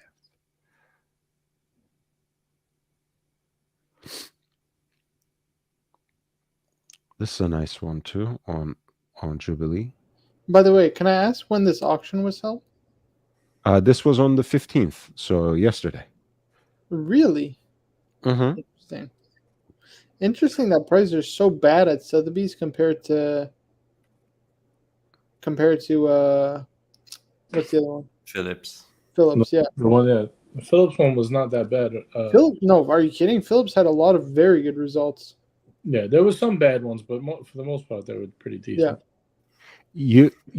I kind of talked about this in the last auction review, and I think Philips just does a better job of curating a wider collection. As you said, Marco, you were just laughing about it. Is this all from the same collection? So Sotheby seems like they threw together the watches that two collectors gave them and made it an auction. Whereas Philips actually made a thoughtful curation. They had all kinds of different watches, some hype stuff, some classics, some newer contemporary pieces. So they know better how to attract the widest variety of customers and interest. Whereas Sotheby's is just resting on their laurels because they're a big auction house and they're holding an auction in New York City. So why even try? Jake Brooks says, you take the watch, I'll take 5 Bitcoin, which goes to $1 million. Jimmy says neither one. Yeah, I'll take the Bitcoin. 200,000 for Bitcoin. I think you're a long way off from that. And I'm a Bitcoin fan, but that's a heavy stretch. Cryptocrat. This is something they called Solo. It's just branded Rolex on a nice Jubilee bracelet. Of course, the dial is a little corroded, especially around the loom plots all over. That went well below the estimate, $75,600.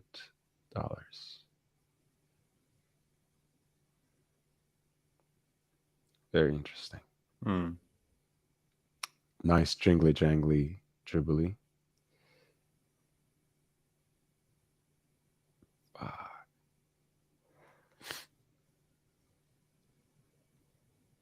The previous the one before with that float in Daytona. If you look at the bezel, the tachymeter is kind of funky. It doesn't start at noon. It starts at 3 o'clock. It's kind of funny. Never saw that before. You mean this units per hour mark? Yeah. Yeah. Mm-hmm.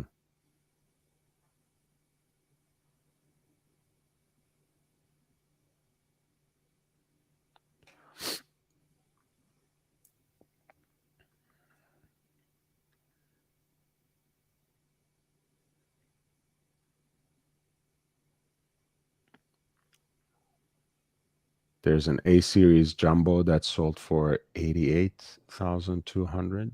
Yeah, which again, to be fair, is very cheap. Yeah, I mean, it's low. This is low. But don't forget, there's been so many Royal Oak auctions because we have the 50th anniversary. Their problem is they're saturating the auction market with too many AP Royal Oaks at the moment, and it's just bad for the brand, bad for the model, and bad for results. Like results, the last three auctions I've seen since the 50th, pretty much are just not. You know what I mean? They're not exceptional. And don't forget, there was also the Gerald Genta Heritage Foundation that was collaborating with Sotheby's, and they held like 2 auctions already, and they have one more coming up, I think. Mr. GMT is here. Mr. GMT. Hey, whoa. How's it going? I saw the six. This is probably one of the most sexiest panels you've had so far, Lord. So I thought I'd join. Hey, man. Hey, certainly the sexiest panel I've ever had on this channel. I don't know overall, but it's true. Thank you. Thanks for being here. No worries, my man. No worries. You got good company, so I thought I'd join. Why not? Thank you. Thanks for being here. Continue. Don't let me interrupt. Continue. No, not at all. So we were talking about this kind of the exhaustion the market is feeling from all these Royal Oaks since it was the 50th birthday, and there were all these themed auctions. There was the Philips one in Geneva, of course, Royal Oak at 50th. In Aachen and Zurich held a Royal Oak themed auction again for the 50th. There was the Gerald Genta Heritage Foundation that held an auction in Geneva, an auction in New York, or like Hong Kong, or they're holding one in Hong Kong. Anyway, so there's a little bit of Royal Oak excess going on now, and I guess maybe the market is feeling it a little bit. Though you have to say the current hype for the Royal Oak is much indebted to the craze that was going on at the 40th anniversary.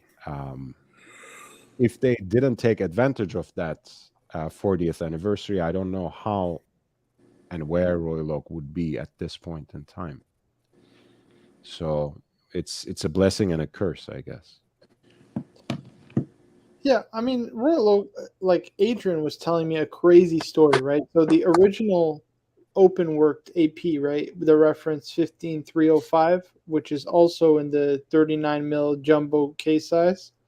He sold one, I think it was 2017 for like 17 or 15,000, something like that. Now that's a watch that sells for like over 150,000. You know what I mean? So even 10 years, like 5 years ago, 10 years ago, like the Royal Oak was nothing like what it is today, you know?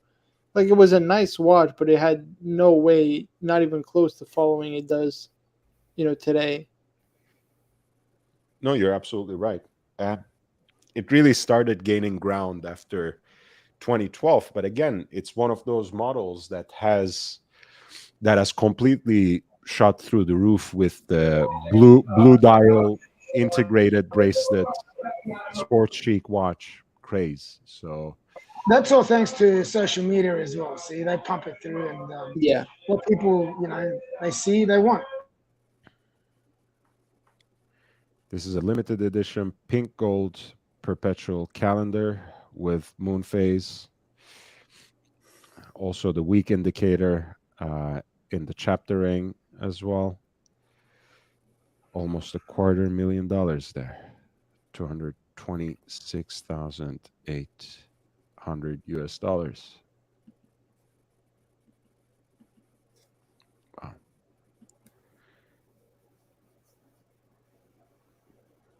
I tell you what, I don't know who the hell's buying them, but I'm sure not. What was that?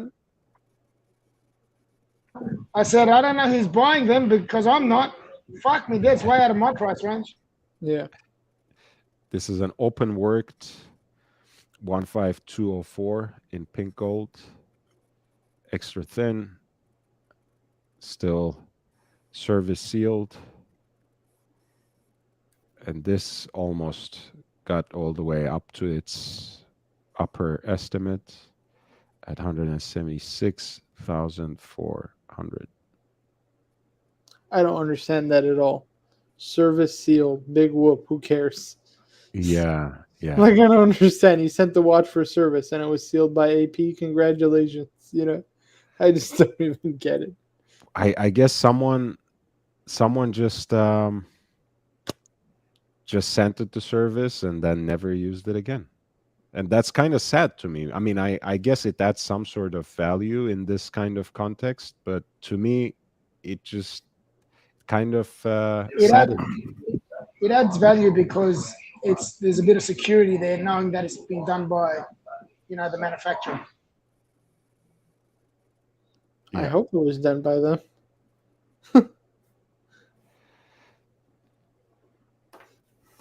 There's the ultra thin titanium platinum perpetual calendar that sold for $189,000. There's a lot of $189,000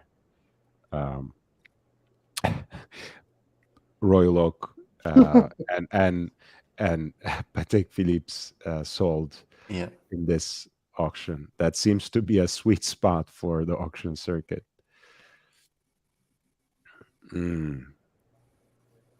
This seems fascinating. Ceramic open worked AP, kind of like the hypest of all hypest hype watch ever hyped. $500,000 for that. Man, look, I'm not. I'll buy you one. I'll buy you one. I'll buy you one. Oh, nice and cheap. I'm not above.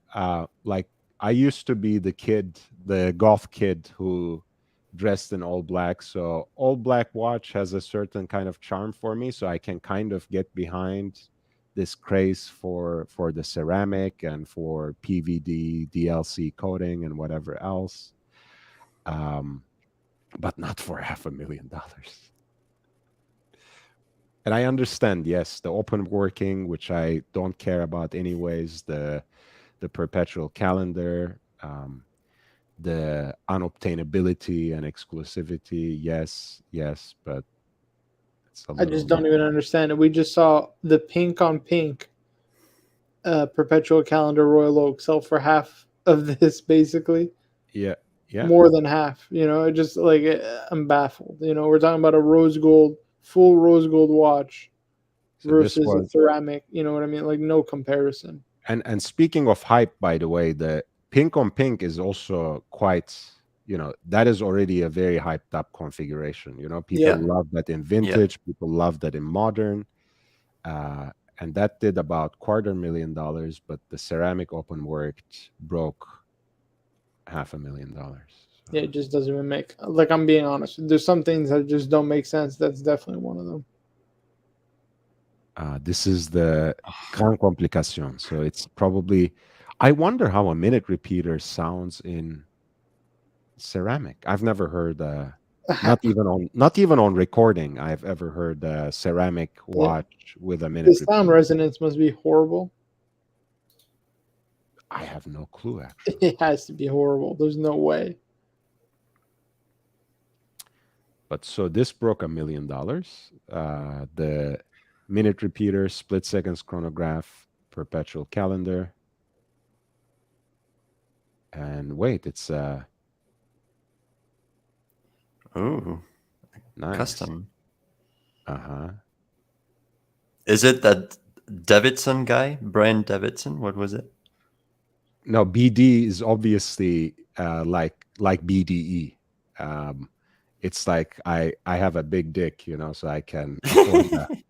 million watch. Somebody call me. Sorry, Did I you was say away you've from got a the big dick? No, I mean that's what Jesus, the you owner guys of are that gonna watch. get him. It's over is now. Oh saying. boy. You got Yeah. GMT's attention now. Yeah. Mr. GMT, I always under promise and over deliver, so you won't see me saying anything like that. It's all right. I know the truth. So we have come to our master, François Paul. There's Octa Réserve de Marche, Platinum, Power Reserve, Date, that sold for 113,400. Oh, this is a grail for many. The Tourbillon Souverain Remontoir d'Égalité. But not just any. This will be early, probably prior Yeah. to 2004. So that'll have Eleanor case, brass movement. Brass movement. That's right, sir. Yes. Yeah. Look at that. But the case was made by a French case company called Eleanor too, which is very important, which they stopped doing. I forget when. I think it was later, after 2004, when they stopped using the brass movements. Mm. Well, they got bought. No, They might have gone bought. Yeah, you're right. I think they got bought. I don't remember, to be honest with you. Man, that watch I had number one on my wrist. 6 months ago, that sold for $4 million. By the way, I totally agree with trading loss, delusional value, AP services, putrid. Bezels. Welcome back to the channel. Big Meat says, "Strike me dead, Marco. Each watch comes wrapped up in a G-string." Trading loss. Yes. Delusional value. AP service is it's horrible. It is terrible. AP, forget about AP service. AP customer service is putrid. You know where the born again virgin comment comes from Basil's Bezel? It's the service seal watch. It's a born again virgin. That's funny. Man. The link is always pinned there. Trading loss, by the way. I dropped it again, of course, but just so you know, for future reference. Trading loss. I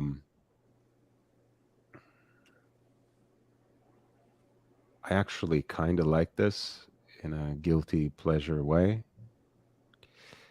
I love the orange accents against the blue. Yeah, it's a bit too childish for me. Yeah. Yeah. I don't know, with that little rounded triangle and the date at 4. I think it seems like a cartoon sketch of a royal dial. You need like 5 or 6 watches to justify owning this. Yeah. Would you take it if I gave it to you? What's up? I said, would you take it if they gave it to you? Gave you this watch? Of course. You never turn it down. Who would turn this down? I don't think anyone would. But again, as much as I like uncluttered dials, when it comes to something like this, somehow, as a guilty pleasure, I like it. This is a 26300 steel Royal chronograph that sold for right under 50K. Classical proportions again, 39 millimeter case, not too thick.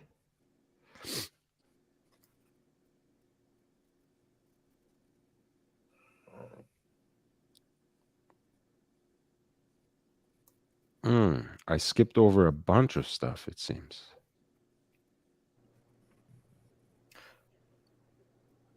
There's a King Midas that sold for an interesting one with a diamond set bracelet and links, let's say. I don't know what to call just this part. I think it's case, right? It'd be part of their case. Yeah. Yeah.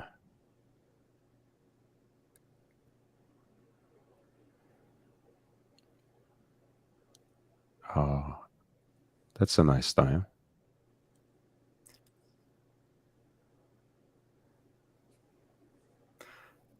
Wait, that day date with diamond bezel and indices only got 37? Yep. And that, in fact, broke the upper estimate, which was but 35. that's very cheap for that watch. That's cheap. Is it auction secretly a premium, it is 25 very mil? cheap. What's the catch? No, I don't think so. I think this is 40. Yeah, it's What? Yeah. That's What? super cheap. It's a 40. Yeah, that is very I thought cheap. it was a 36. That's crazy cheap. Holy shit. Sorry. Yeah, no, it's I guess this Sotheby's auction was could have been good for many if Was that after those? Is that aftermarket, that bezel? No, it's not. And it went No. for 40. Wow. Wowza. All right, guys, time to sell all your watches. Yeah. Contact Marco at Okay, time to keep luxurybazaar.com. them. Too late. The time to sell them passed. Now it's time to just enjoy them. That's wild. Well, it doesn't matter. I was never selling my day date anyway.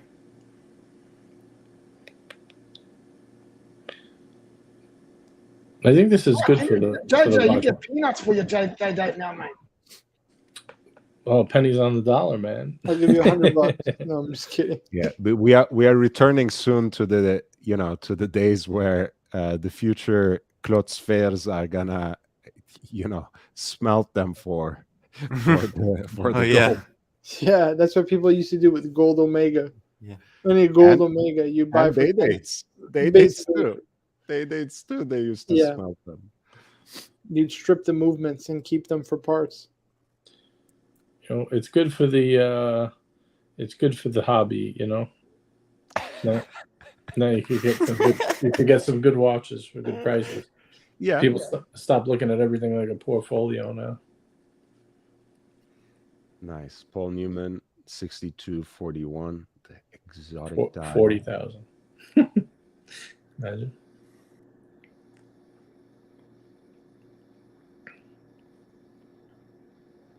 I need one of those platinum yacht masters. God damn it. Or the white gold rather with the platinum bezel. Wow. I mean, there are some deals for sure. 47,000. God damn. 48,000. No, I mean recent, models like the absolute hype watches. It's a bad decision to do that in the auction because above this you have the tax and the buyer's premium, so it's not going to be good. But for something like this, for example, it could be interesting. I guess you could get this a little cheaper, but the Zenith gold racing dial on leather strap, not too bad as a price. The so-called inverted 6 because it looks like a 9. Again, a two-tone perpetual calendar open work. Yeah, tantalum pink gold. Yeah. That sold for 315,000. I mean, speaking of toy-looking watches, I think some of these colorful offshore chronographs look like that to me. But yeah, I agree. Yeah.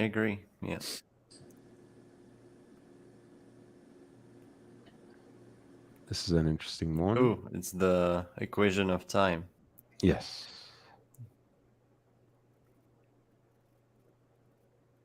You know who invented that complication? Or who was the first to do it in a watch? Nope. First to do it in a watch. Yeah, or in any timekeeping device. No, it was Louis Breguet. Of course, Breguet. I think he did it in 1800 on the nose, or at least there's one from 1800 that's the earliest known equation of time. By the way, can I show you something, guys, that has nothing to do with the auctions, but everything to do with how the prices are trending? Are you guys fan of Laurent Ferrier at all? I love Laurent Ferrier. So these are two square galets from These are so cheap. I don't know how they got them this cheap. European watch company at Boston. This one is basically sold because it's reserved already right under 30,000 in steel, which is crazy. I mean, that is a crazy price because it's basically a 50K watch in easily as new. Yeah, I would say even more maybe. I mean, look at the finishing, and also another thing. Oh, Jesus Christ. Sorry, my phone just activated. Like the finishing and also the escapement. So that has a Breguet natural escapement. So it's a double impulsing escapement. Originally done by Louis Breguet. Then it couldn't be replicated for like 200 years until George Daniels did it in both of his Space Traveler pocket watches. And now Kari does it. Laurent does it. I think actually Journe has one that has a natural escapement too. Marco, I love how you're on first name basis with these esteemed watchmakers. Yeah. Kari does it. Laurent Yeah. My friend Laurent. He's my amigo, my buddy. We spoke on the phone today. I lost sleep over his collection. My uncle Abraham Louis. Yeah, exactly. This is a nice one too. Pink gold with brown dial. And that's right 31 and a half. Again, I mean, that's just crazy. Yeah. Mike David, that's a good one. I wonder if this is European Watch Co as well. It is. Yeah, it is. You can tell by the pictures. The way that they take their pictures. Is someone selling their Laurent Ferrier collection? I guess so.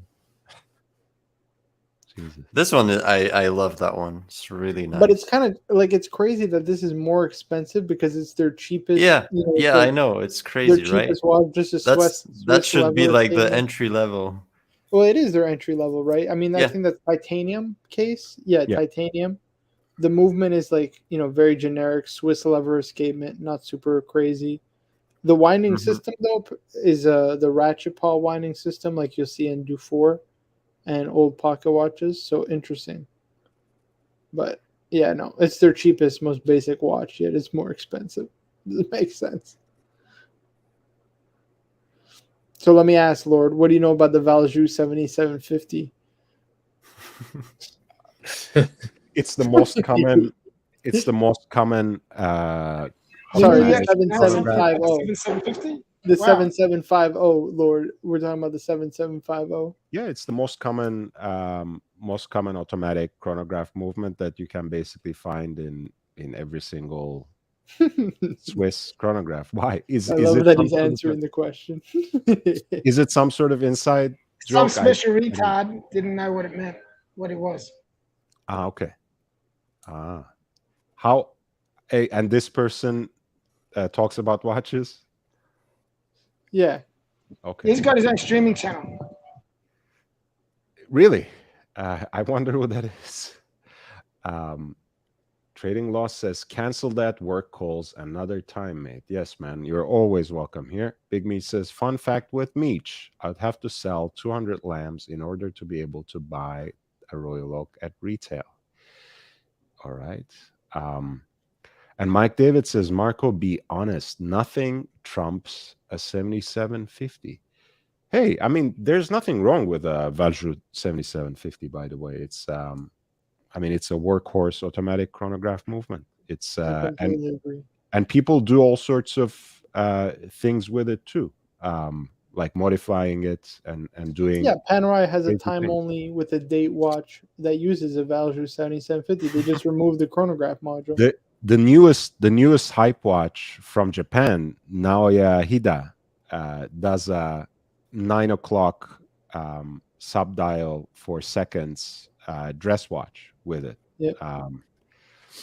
So even what's his name, Habring, his chronograph movements are highly inspired by the 7750. Yes, and I think actually what IWC at this point in time calls their in-house chronograph movement. Yeah, it's just a modified 7750. Yeah, it's basically something they built yes, from scratch themselves, but same architecture as 7750 with the addition of the column wheel. So I heard, Lord, it's like like Swiss made, only 60% of it has to be Swiss. So for in-house, to qualify as in-house, you only have to modify a certain amount of the movement to consider it in-house. The same kind of standard. It's such bullshit, to be honest with you. Probably. Yeah, I don't know what that percentage is, but I'm sure.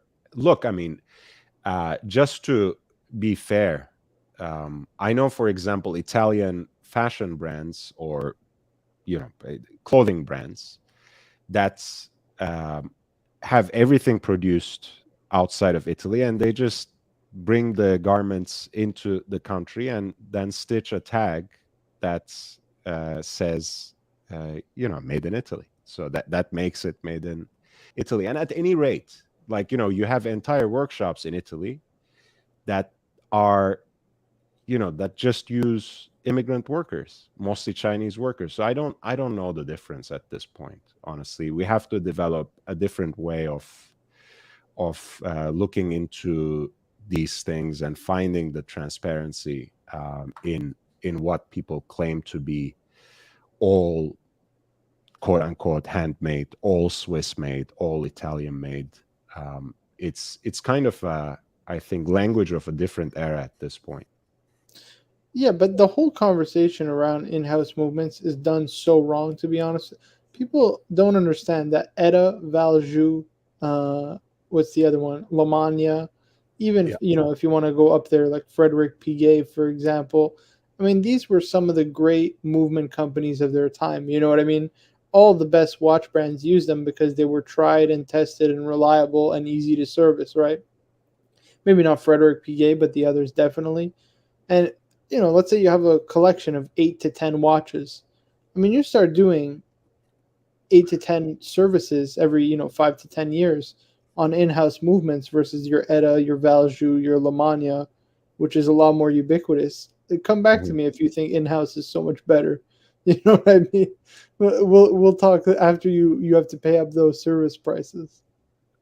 And people even pay more for watches that are in-house movement of brands that aren't well, I wouldn't say brands that aren't so good, but like haven't really been making movements that long. Like, what makes you think they're going to be any better or more reliable? Right. They have zero track record of reliability. This is the famous military dial, mid-sized. Again, something you could find at a fraction of this price. Nobody wanted these. These were absolute dogs.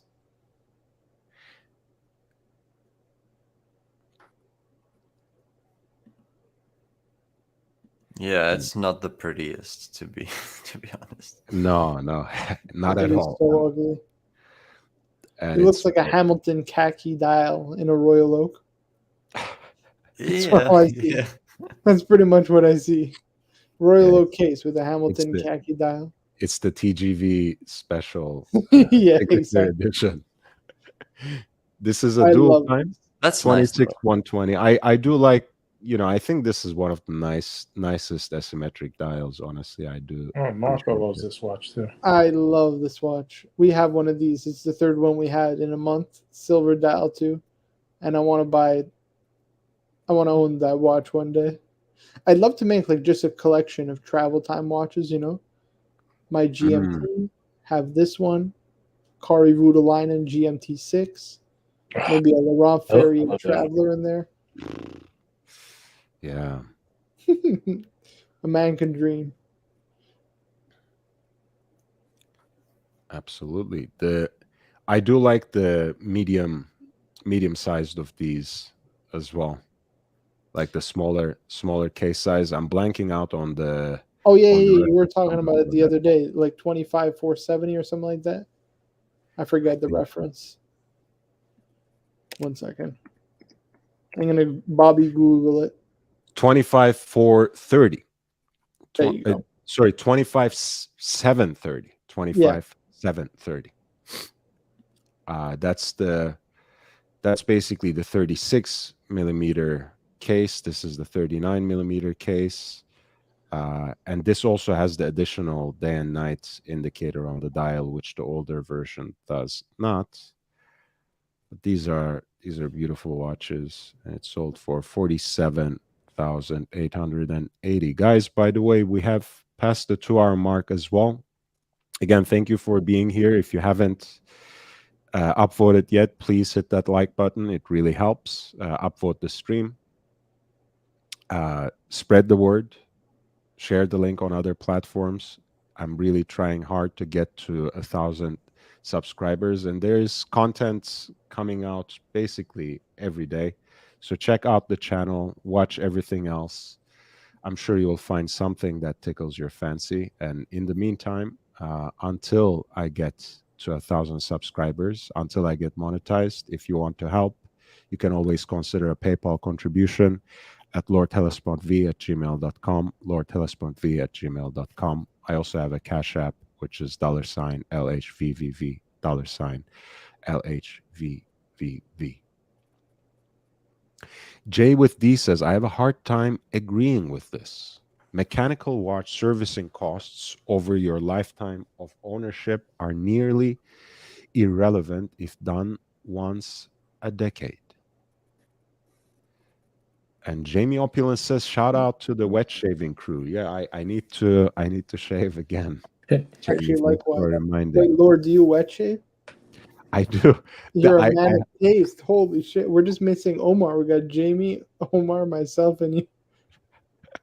I'll tell you something, boys. I wet something. I don't wet shave. Good.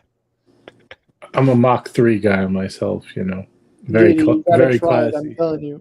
Man, when my beard gets to this level, no disposable razor does the job. Honestly, it takes just too much time, and it just too many razor burns afterwards. So, it's not even just that. I just find wet shaving so therapeutic, to be honest with you. It just feels good. That's it. I once you start doing it, you never go back. I'm telling you. You barely have any hair on your face, though. No, I have enough to be able to wet shave.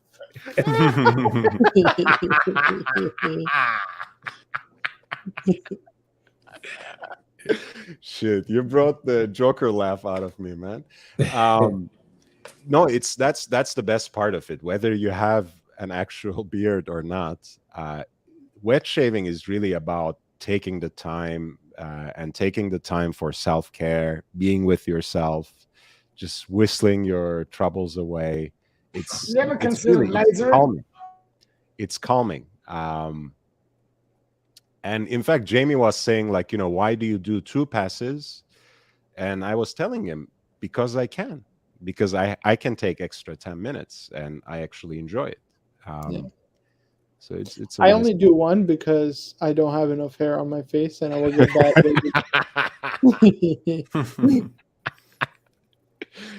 So let me ask, what kind of shaving cream or soap do you typically use? I use the L'Occitan.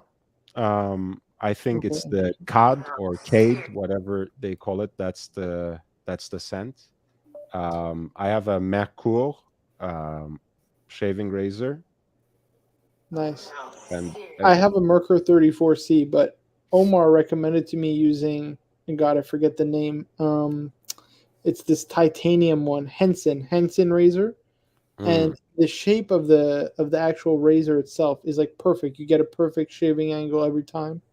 It's excellent. And he recommended to me Taub's Avocado, which is fantastic. Probably the best shaving cream I ever used. I have a couple others, like some from Barrister and Mann. And another good one, you're going to hate the name if you're in the US. Highly recommend. It's called Nancy Boy. Excellent.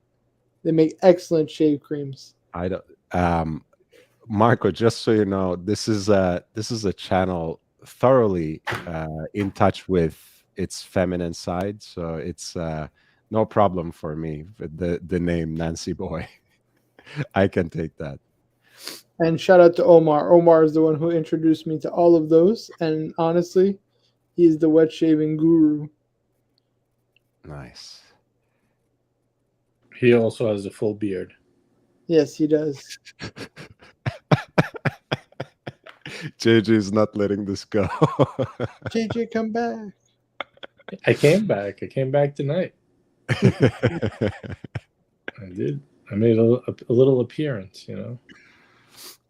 Yeah, Lord, are you ever going to reappear, Lord, or what do you think? Not yet. Not yet. Maybe after I reach 1,000 subscribers, just to thank the pontiff and yeah, just for that, maybe I will appear once, like an exclusive thing. There you go. But otherwise, yeah, I mean, why waste your time in a place where people don't pay you and don't pay you in respect, more importantly. Just that's my main problem. I take myself a little too seriously than the average person on the internet, so it is what it is. Nothing wrong with a little self-respect, man. Nothing wrong with that. Yeah. This is another offshore chronograph, a special edition, Alinghi's America's Cup, titanium.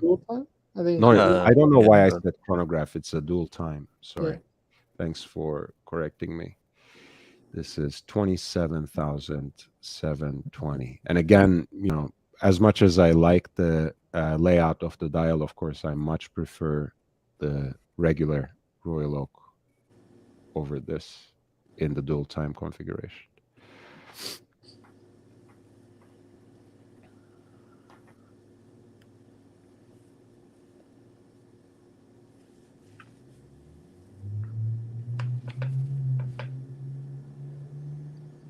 This is nice. Langematic Platinum Perpetual Calendar. it is, but I'd prefer, honestly, the 1815 annual calendar, because you get that pusher at 2 o'clock. It moves the whole calendar. Right. So much more convenient. One of the crispest pushers. Yeah, I mean it's lovely to play around with the Langes, right? You know that the date pushers at for Lange 1 too. It's like cool watches, man. It's the perpetual calendar that I really like is the Côte Klaus, you know, Modi. IWC? Yeah, I mean that's the. I think Gégé Lecoutre still uses basically a modification of that for their perpetual calendar because it's a single pusher again that's synchronized. I appreciate that, and it's truly amazing with the new Polaris perpetual calendar because again it's supposed to be a sports watch, right? To have just one pusher for those manipulations for the perpetual calendar, I'm sure it somehow helps with the water rating and the general waterproofness of the watch. 5712, again, the Nautilus with the asymmetric dial, white gold on leather strap. Sold for 120,000 basically. And again, some of these prices are not as crazy as they used to be just in the earlier auction season. 5960, the platinum version of the annual calendar flyback chronograph, 56,700. The steel version, 63,000. On the full steel rice grain bracelet. The Patek Philippe sector dial Calatrava, 5296 in pink gold, 25,200.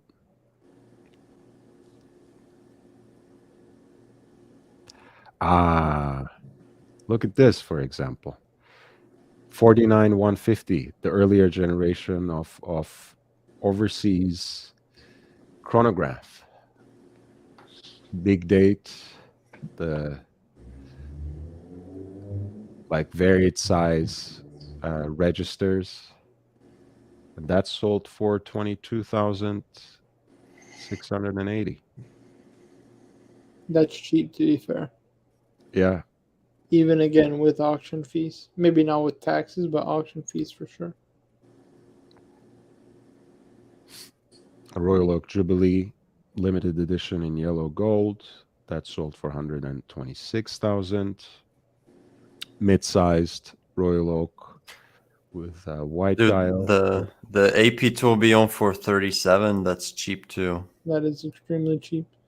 This one, platinum rectangular, right? Yeah, ridiculous. Yeah, that's a rare watch. Yeah.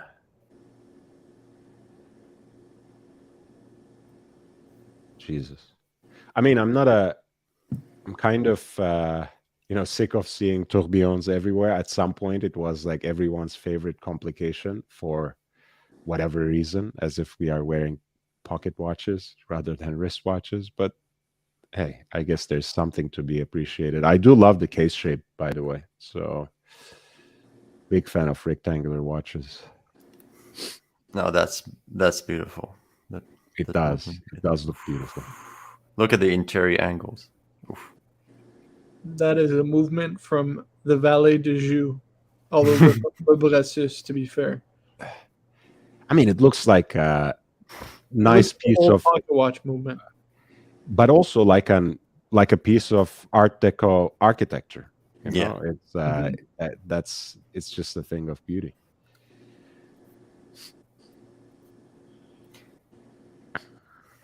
Right, a platinum cased tourbillon watch from Audemars Piguet. That's not a bad way to go. Okay, guys, it's 7 o'clock here. I have to go get ready for work. Yeah, I was just about to say myself. It's 1 o'clock. It was good to see all you guys once more. Yeah, likewise, man. Thanks for having me, Lord. Always good. Thank you for being here, man. Thank you so much. Yeah, always good to see you, also, Mr. GMT. Hey, we love you all. Everybody loves Mr. GMT. We do have love GMT. Have a good day or evening or whatever, everyone. Have a good one, Swiss. Take care. All right. Thank you. Bye-bye. Lord, have a good night. Take GMT, care, pleasure. I will be on, I'm sure, at some point in the future again. Thank you for having me on. And pleasure, have a good night. Take care. Jay with D says shaving peach fuzz is very different than shaving a bird's nest. And RJ says, good to see JJ on here. It was good to have JJ, Marco, and Swiss. All-star panel suddenly. As Mr. GMT said, the sexiest panel on this channel so far. And I have to agree. There's white gold with blue dial 116509 Daytona that sold for 60,000. These ones, by the way, have been coming all the way down, especially in the racing dial configurations. So keep your eye out on that. There's chronomètre à résonance in platinum that is from around year 2000, which means it's an early version and with a brass movement. Sold for $450,000.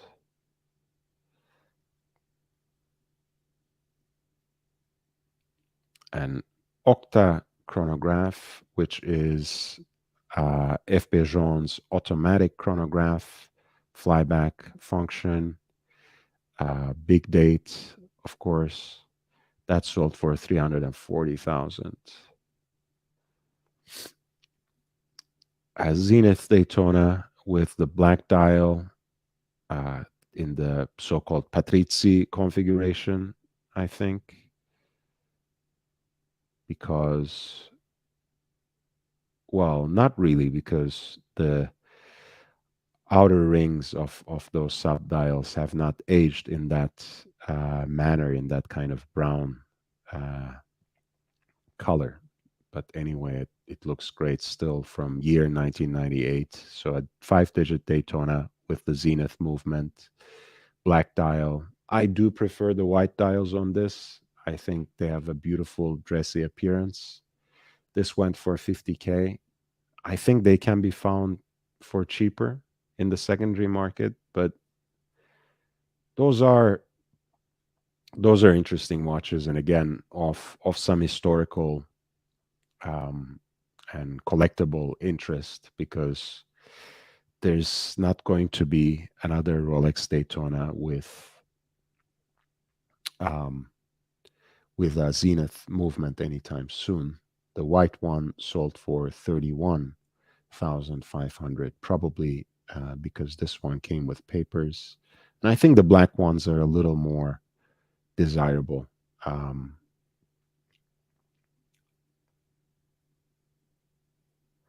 5168 Aquanaut, white gold with blue dial, the oversized case, and matching blue strap. That sold for more than $100,000. The 5930, this is one of my favorite Patek watches. White gold, world time, blue dial with the flyback chronograph. I think it's a great combination, great looking watch. That sold for 73,000.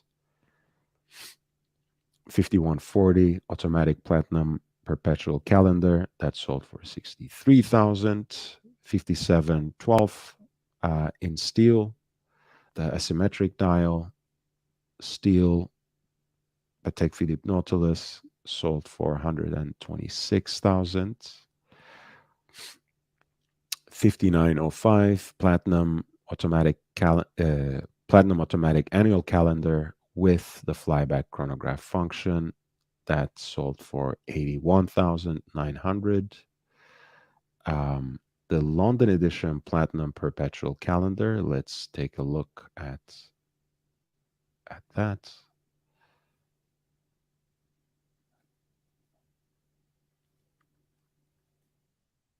It was one of the watches that I highlighted in the preview. I think less than 5 of them exist.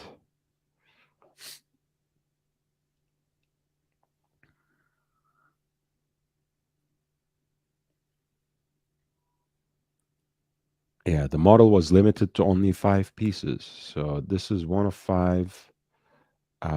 It's something made for the 2015 Patek Philippe Watch Art Grand Exhibition at the Saatchi Gallery in London. Limited edition re-release of the reference 3970 in platinum, and this sold for 579,600 US dollars. Beautiful watch, really. I love the case. And the black against platinum with the Piguet numeral at 12 o'clock just makes it really distinguished. And lot 179 was actually my favorite piece in this. This is a rectangular shaped perpetual calendar, split seconds chronograph with a moon phase, of course, with those red accents. I think it's just a beautiful watch, very playful. Again, not being a huge fan of Patek's sport models in general, to me, this fills that niche so much more ably, right? You know, if you want a sporty Patek watch, why not something like this, right? If only it were in $350,000. But also, you know, why not like a hand wound Patek chronograph? I think that's really it. That is really the Patek to get. And our friends Marco and JJ would agree. But yes, this was reference 59 51. It's a mono pusher. Beautiful, beautiful piece.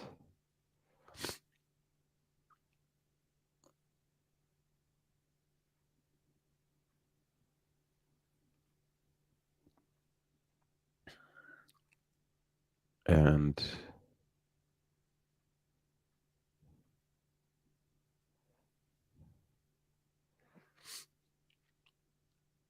this was, for me at least, the highlight of that. JJ says, thanks for having us. Have a good night. Yes. Yes, sir. Nice to have you, JJ. Nice to have you, Marco, Mr. GMT. Of course, Swiss, who has been here before, who has been on the panel before, and you're all always welcome. We're going to shift gears to Bonhams, which is a smaller set of watches. I think it's less than 75. And we are going to close after that. I'm going to take a short break again to hydrate myself, get a drink, and go shortly after that. But I want to leave you with a good watch again.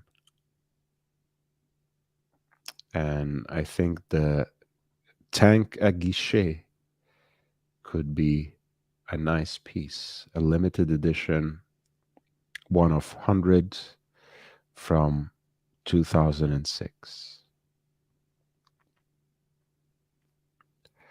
The tank with the jumping hour.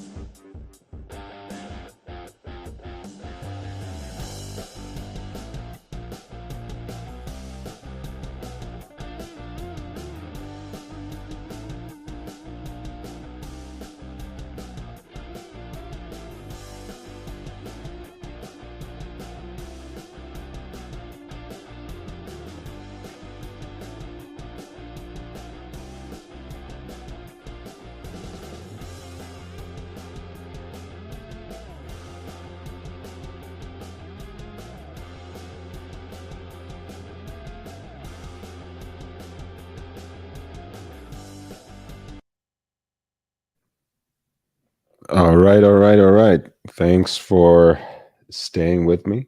Thanks for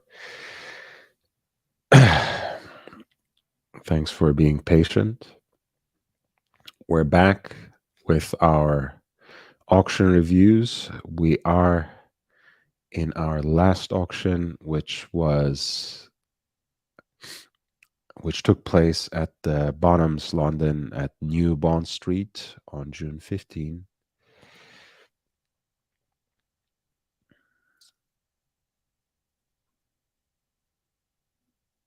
And the prices here are, of course, in pounds sterling. The 1815 up and down, which is Lange Söhne,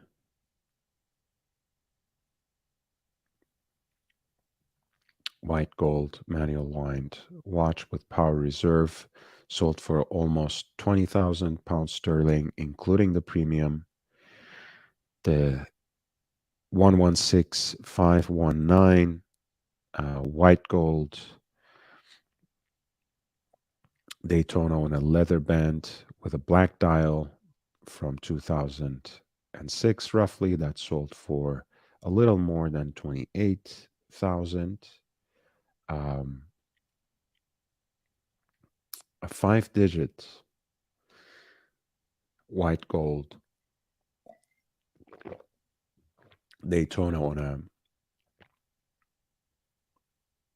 a leather band, again with a white dial. Remember, this is basically the last run of the Daytona with the modified Zenith El Primero movement. It's a diamond set dial, small flawless diamonds, coronet at 12 o'clock, Arabics at quarters. I think it's a gorgeous watch. Not necessarily the most preferred configuration, but it sold for 31,800, including the premium. I think it actually looks quite simple and elegant, not in a way that you might expect a diamond set watch to look necessarily, right? Pauli is laughing. What happened, Pauli?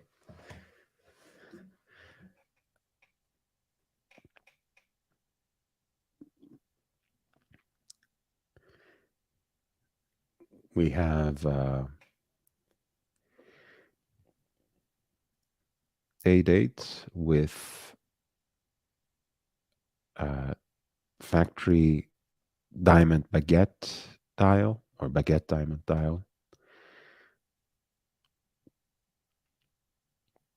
Again, this is a 40 reference 228238 from just a year ago, sold for 31,800, including the premium.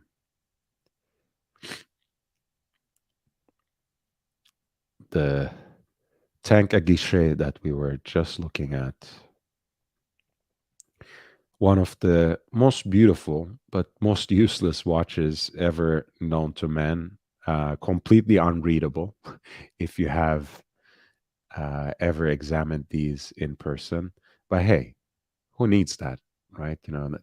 Who actually wears a wristwatch to check the time? So I guess it's kind of perfect for our day and age. But yeah, great little complication. Very aesthetic watch, and really more of an accessory than anything, but quite unique and sexy. And that sold for almost 80,000 pounds sterling, 78,420, including the premium.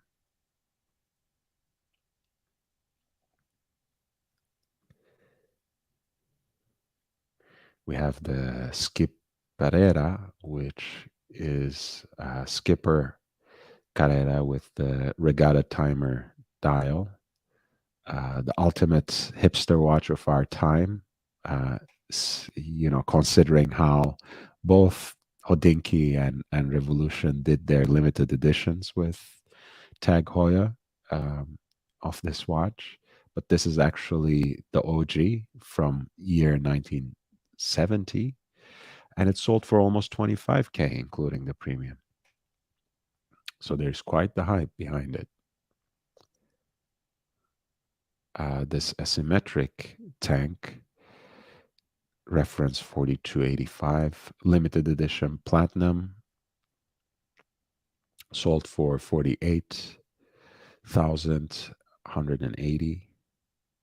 A 6536, which is a small crown Submariner from year 1960, sold for 30,000.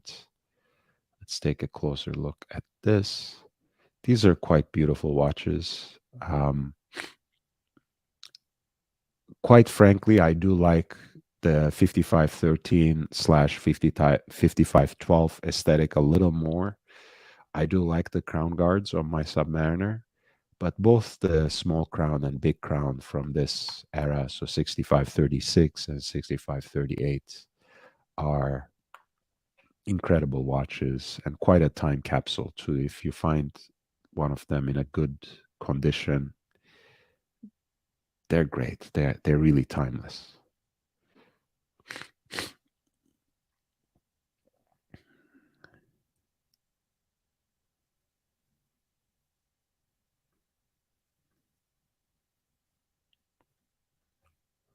And yeah, that's sold for 30,540 pounds sterling, including the premium. We have an Ultraman, an Omega Speedmaster with that orange second sand, orange chronograph center second sand, but I guess it didn't sell because it still has the estimate. Interesting. I guess the sale was not finalized on this. So the Ultraman with which is a 1968 pre-moon Speedmaster with an orange second sand did not sell. Interesting.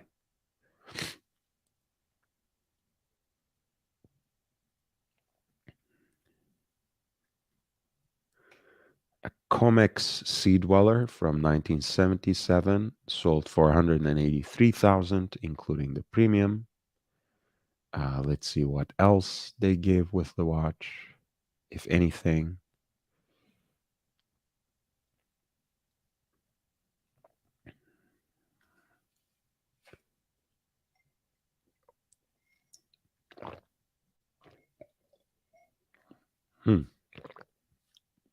It is actually a Comex diver who offered it for sale, so no no questions or problems concerning the provenance or authenticity of the watch, so that must add something. Palwi says, my next door neighbors are retired and they're jealous of me. I'm half their age and my house is twice the size of theirs. Palwi says size matters. I'm not bothered, but they're small-minded.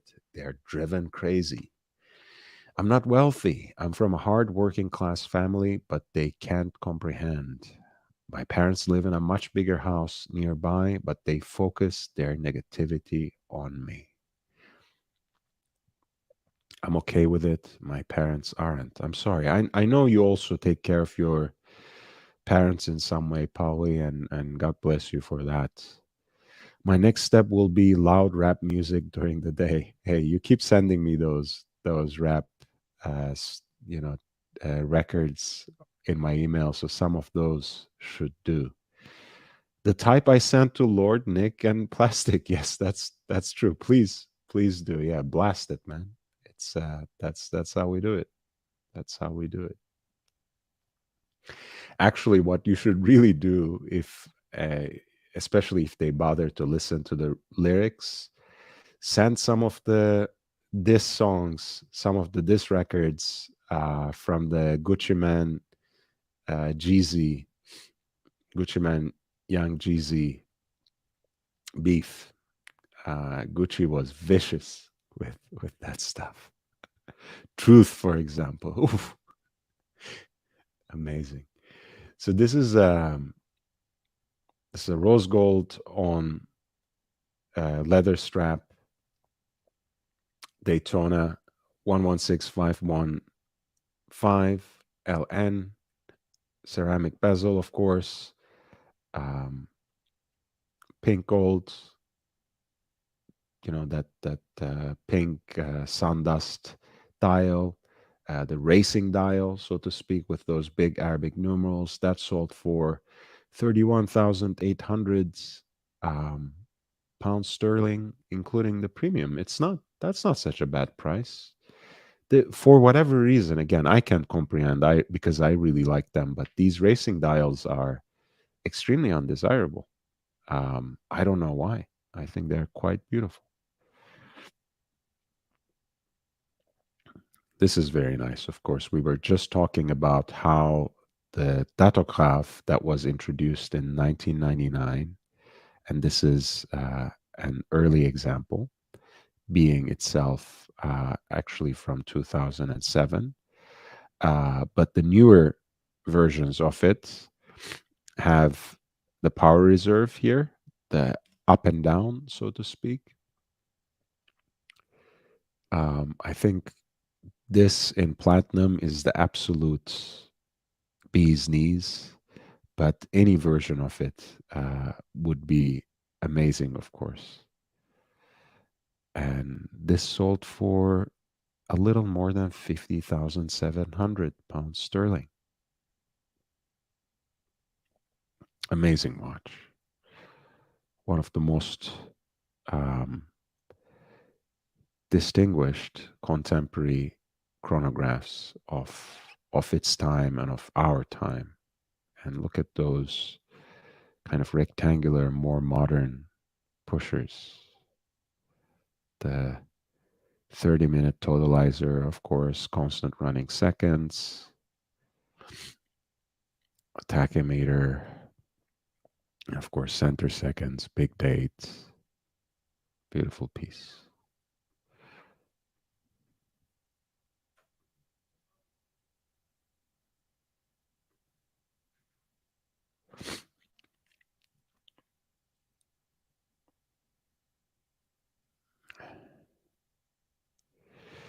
We have a first year of production, I think, 1979.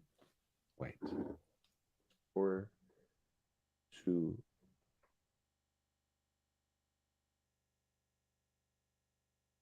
Oh no. I got my thing mixed up there. That was 71. So 1979, 4-digit Explorer. This is a great watch. Looks to be in decent condition too. You can see that beautiful distortion that happens to the dial from the acrylic crystal. You see how every hour is marked, right, in this particular way. The orange GMT hand, the relatively evenly aged loom on the hands and the dial, apparently sold by the family of the original owner, as they say. And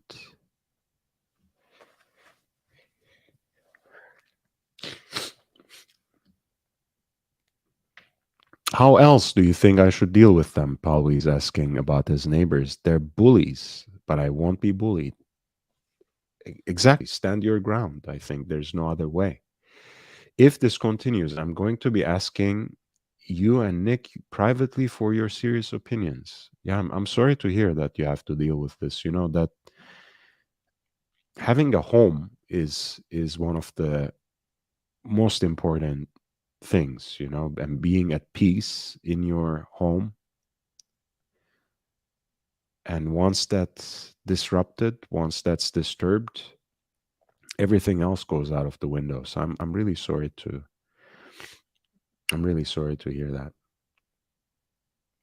I'm really sorry that you have to deal with this.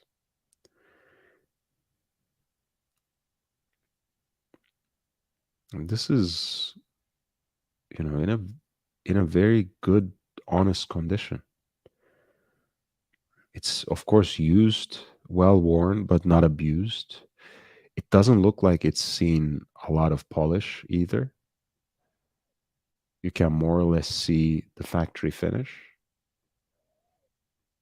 at the chamfers. It's really a beautiful watch. And I know beauty is in the eye of the beholder. Again, Explorer 2, when it comes to the dial design, is not one of my favorites.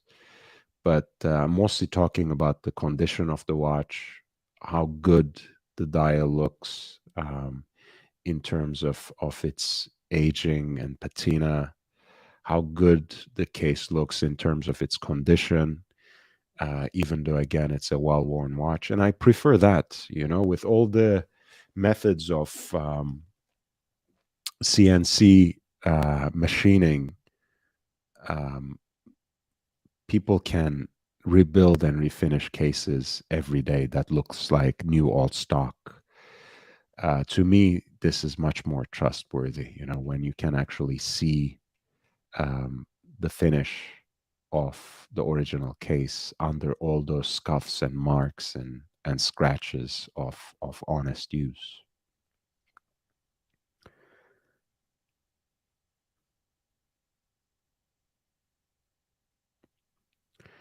A Daytona from 1969.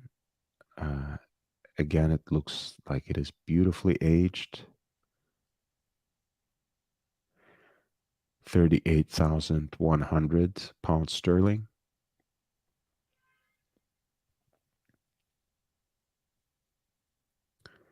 $55.08. This is again another pre-Crown Guard Submariner with the 100-meter depth rating. Gilt dial from year 1962. Again, a timeless watch, absolutely wearable.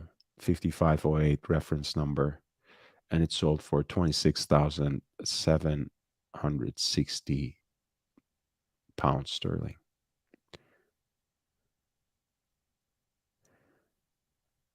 Paul Newman,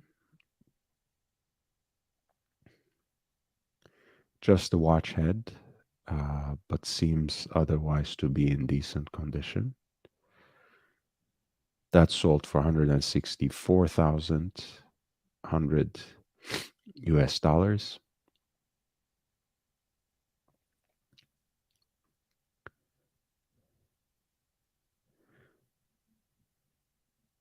An early Patek Philippe manual chronograph, year 1940.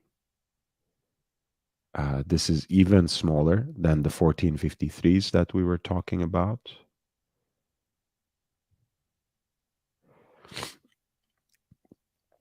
And it sold for 38,100 pounds sterling.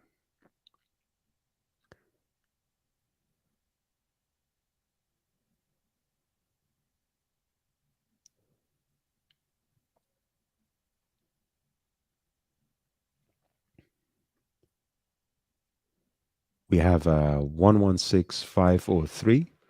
This is a relatively recent two-tone Daytona with a black dial set with small flawless diamonds.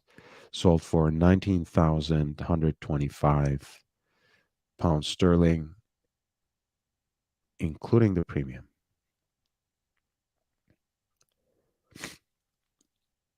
And which seems that it's not an incredibly high premium.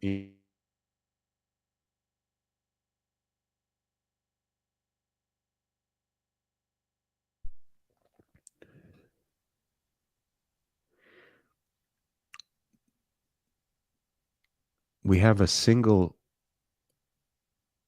red Submariner that was apparently withdrawn. Too bad. So we won't know. But there's a rose gold, there's a pink gold day date with a dial set with flawless diamonds, 36 millimeter. That sold for 17,850.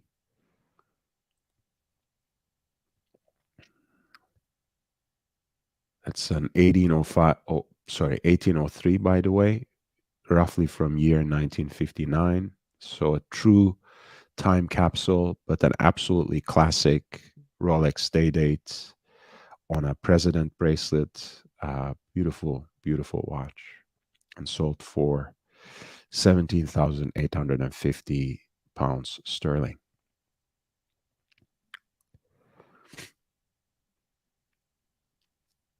We have a nice piece here, gold, black dial, champagne subdials, beautiful Daytona mounted on a gold bracelet. That also didn't sell, but the estimate was 90,000 to 120,000 pounds sterling. Reference 6265, roughly from year 1982. Another Daytona that didn't sell from roughly year 1966. We have a mil-spec Omega Seamaster with those broadsword hands, fixed lugs, of course, issued to the Royal Navy. Seamaster 300, reference ST 165.024 from 1967, and it sold for 48,180, including premium in pounds sterling. And you have a double reference mil-spec sub right next to it that is absolutely beaten to bits. That threadbare NATO, the missing bezel, the scuffed and cracked crystal, and somehow it works. Somehow all that wear and tear makes the watch even more lovable. Of course, it's distinguished by those broadsword hands, the circle T that signifies the luminous material, the tritium on the dial. This was a piece that I highlighted in the auction preview, issued originally to the Royal Navy. This was bought from the officer by a professional diver who used it in his work, and in fact he lost it in one of his own expeditions. He lost the bezel, I wanted to say, in one of his original expeditions. So, and this sold almost for 200,000 pounds sterling. And remember again how much a good story is important for a watch. I mean, it's that looks like there's a lot of wear on the watch, but all that wear actually adds up to layers and layers of history. Two owners, one Navy diver, one professional diver, who both somehow marked this watch with the memories and with the stories of their experiences. And a double reference mil-spec Submariner is already quite a rare and desirable watch. And this one went for 195,600 pounds sterling, including the premium. As we're in the last stretch now, if you have been enjoying the show, if you have been learning from it, please hit that like button, upvote the stream. It really matters to me. It increases my exposure. Spread the word, share the link on other platforms. Each and every member, each and every subscriber means the world to me. And you know that I interact with you as closely as I can. I respond to basically every chat. I respond to every comment that's left on my videos. And you can also always reach me at lordhellespontv@gmail.com. But spread the word, please, and help me expand this community and help me get to 1,000 subs so I can get monetized. But before that, if you want to encourage the work I do in this channel, if you want to help me run these live streams, create more original and exclusive content, buy some equipment so I can go around in this city and film, you can always consider a PayPal contribution, and that's connected to that same email account, lordhellespontv@gmail.com. That's lordhellespontv@gmail.com. I also have a Cash App at $LHVVV, $LHVVV.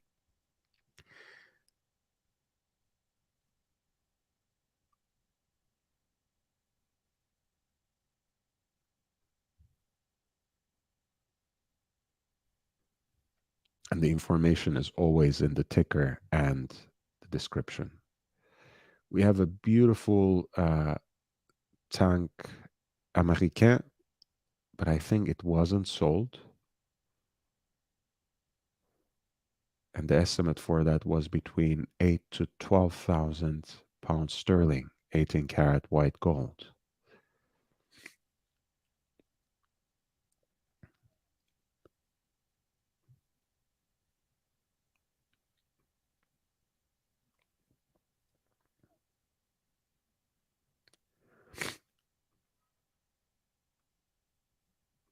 This is another watch that didn't sell.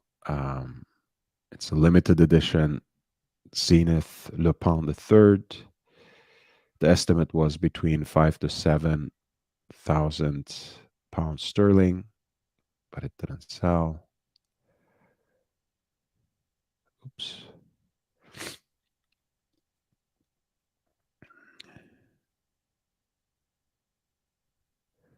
We had a Pepsi 6542 with the bakelite bezel, small GMT hand. Original owner. The family is selling it. He was in the Royal Air Forces from 1944 and flew as a commercial pilot until 1988. And that sold for 53,220 pounds sterling, including the premium.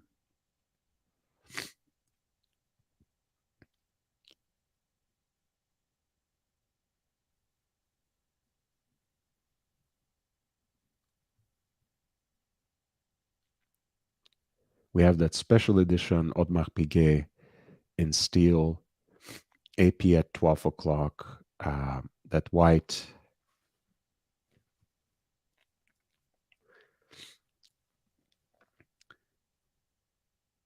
Count Tapisserie dial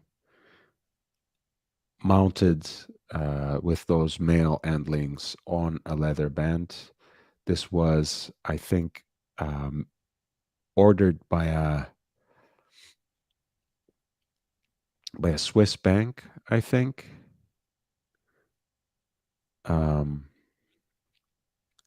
Swiss private bank in 2005 celebrated their 20th anniversary. In order to mark the occasion, the bank gifted these Royal Oaks to select employees on the condition that they were not allowed to sell, give away, or pawn them until at least July 1st, 2010. And here in year 2022, one of them is already sold for more than 20K, 21,675 pounds sterling, including the premium.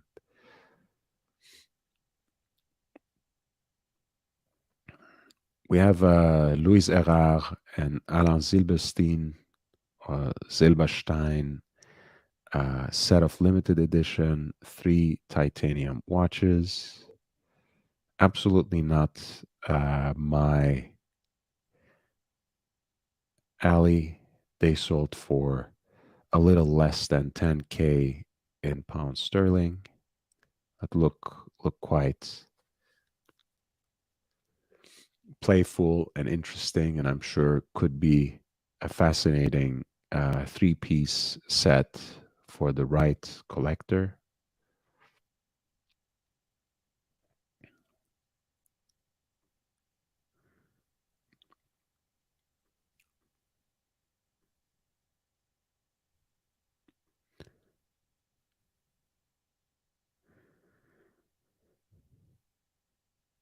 There was a Batgirl,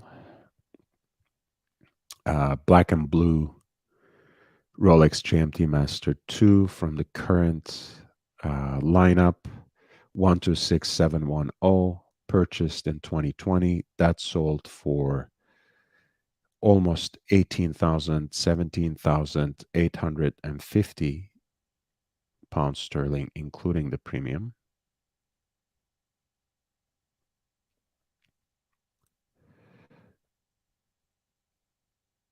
There was a Hulk that sold for 24,225 pounds sterling, including the premium.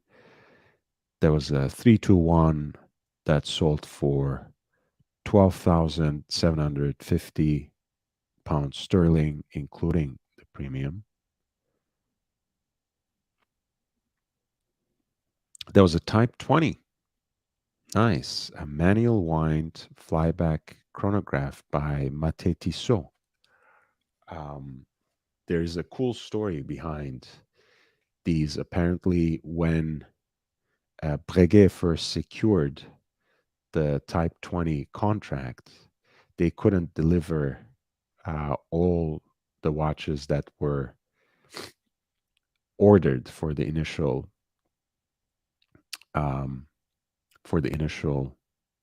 order, for the initial delivery. So they had to basically outsource the assembly and production of at least some of those watches to Patek Philippe. And even though Breguet did the ingenious thing of reissuing these in mid-90s, right before the Swatch Group acquisition, for civilian consumption, so to speak, there were many other companies involved in the making and delivery and issuing of the Type 20, which is the pilot's watch, the flyback chronograph that was built to the Type 20 specifications that the French Air Forces Aéronaval sent out. So Patek Philippe was one of those producers, of course. And that one didn't sell for whatever reason, but it is what it is.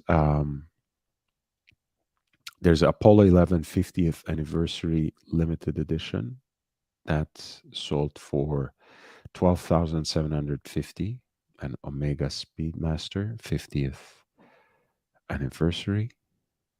A Zenith Daytona, roughly from the first year of production. This could be very valuable. Black dial, 28,020 pounds sterling. And Ed White, a true blood pre-moon Speedmaster with a 321, of course. That sold for 10,200. Wow. That seems like a decent deal. Omega box, extract from the archives.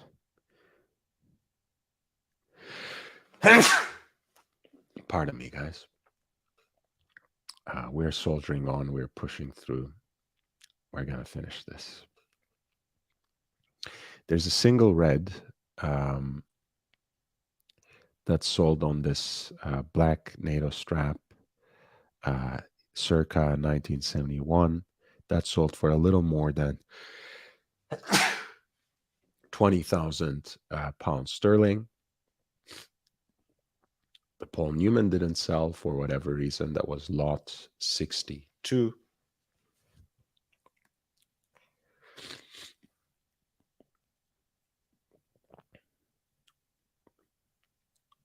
It was a limited edition, 1999, reference 15100 steel Royal Oak.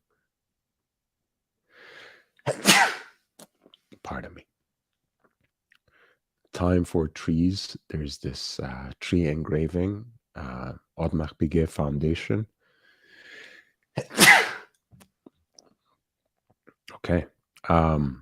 My apologies, guys. That sold for 50,700 pounds sterling. It's a very bright shade of blue with that oak tree.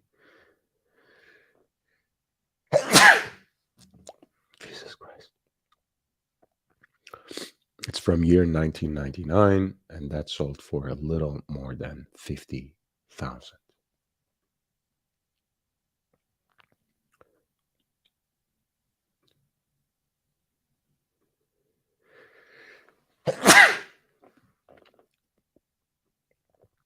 Pardon me.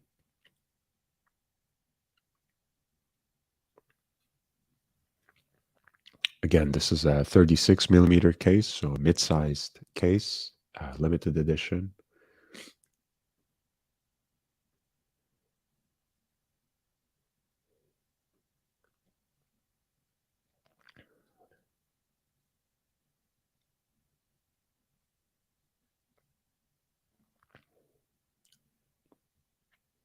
We have the same city of sales. This one sold for 82,200, including the premium, which is very fascinating because this is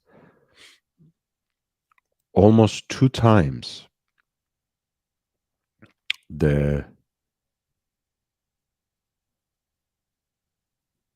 one that sold for 47.5 USD before the premium at Sotheby's, and here at Bonhams, the same watch sold for 82,200 pounds sterling, including the premium. Very interesting. It only takes 2 people, as they say. Maybe there were 2 people who really wanted this watch. The 5980R, the rose gold Patek Philippe Nautilus chronograph, flyback chronograph, didn't sell here. There's a Cartier Tank Centré, a limited edition of 100 manual wind, rectangular, those beautiful Breguet hands, one of 100, 2718, that sold for 31,800 pounds sterling, including the premium. This interesting Cartier watch with a panthère wrapping itself around it, roughly from year 2018. That sold for 82,200, including the premium. A 5160G, retrograde date, leap year indication, automatic perpetual calendar with moon face, hand engraved case, as you can see here.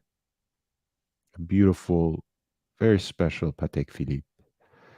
That sold for 113,700, 5160G, roughly 10 years old.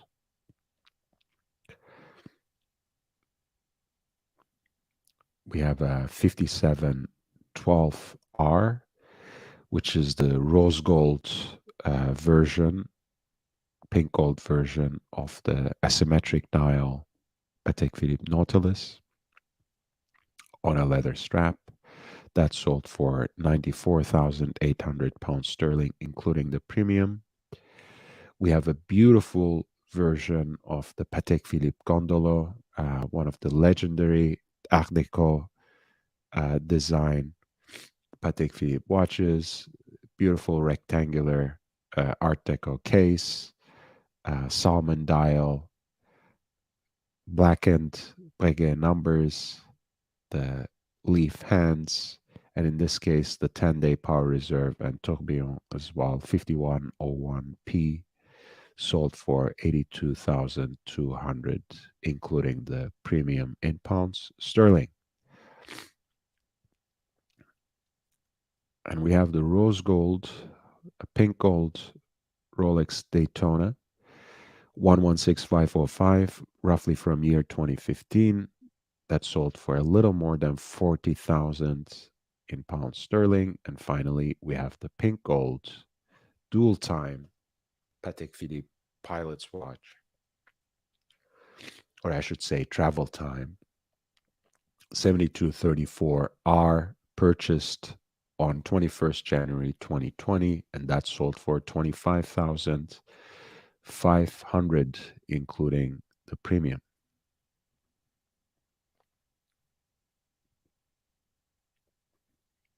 Big Mitch talks about a steel stunner, but where was that from? It's been a while. He's just in his own world at this point. All right, guys, we are almost at the end of our show. We have about 5 minutes left. Thank you for being with me tonight. Thanks to all who came to support me in the panel. Swiss, Marco, JJ, Mr. GMT, thank you all for coming. Thank you all for dropping by. And thanks to everyone in the chat for engaging us in conversation, for giving us pointers, for asking us questions, for directing us to look at different kinds of watches. We have finished our auction reviews and previews and reviews over the last week or so. We have looked at 3 auctions in New York, namely Phillips, Christie's, and Sotheby's, and we have just looked through Bonhams in London. A lot of interesting results, a lot of fascinating results, a lot of interesting deals. Some of the prices have softened, but overall, I think the auction market is still healthy, and it's really difficult to talk about an outright crash, if you ask me. If you're still looking for deals, I think it's best to be patient. It's best to remain patient.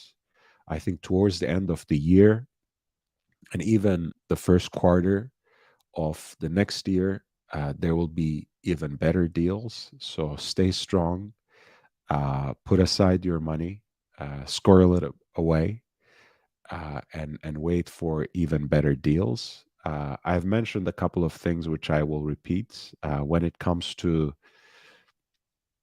the watches that are insanely hyped up, that are in current production, but are hard to get through the conventional channels, the auction circuit is not really great for those, because a lot of people in the room will want the same watch, and they will bid on the same watch, which will raise the prices artificially. So considering the premium, the buyer's premium, and the taxes and everything, all the other dues, you will end up paying much more than you would even pay in the secondary market, to say nothing of the actual retail price.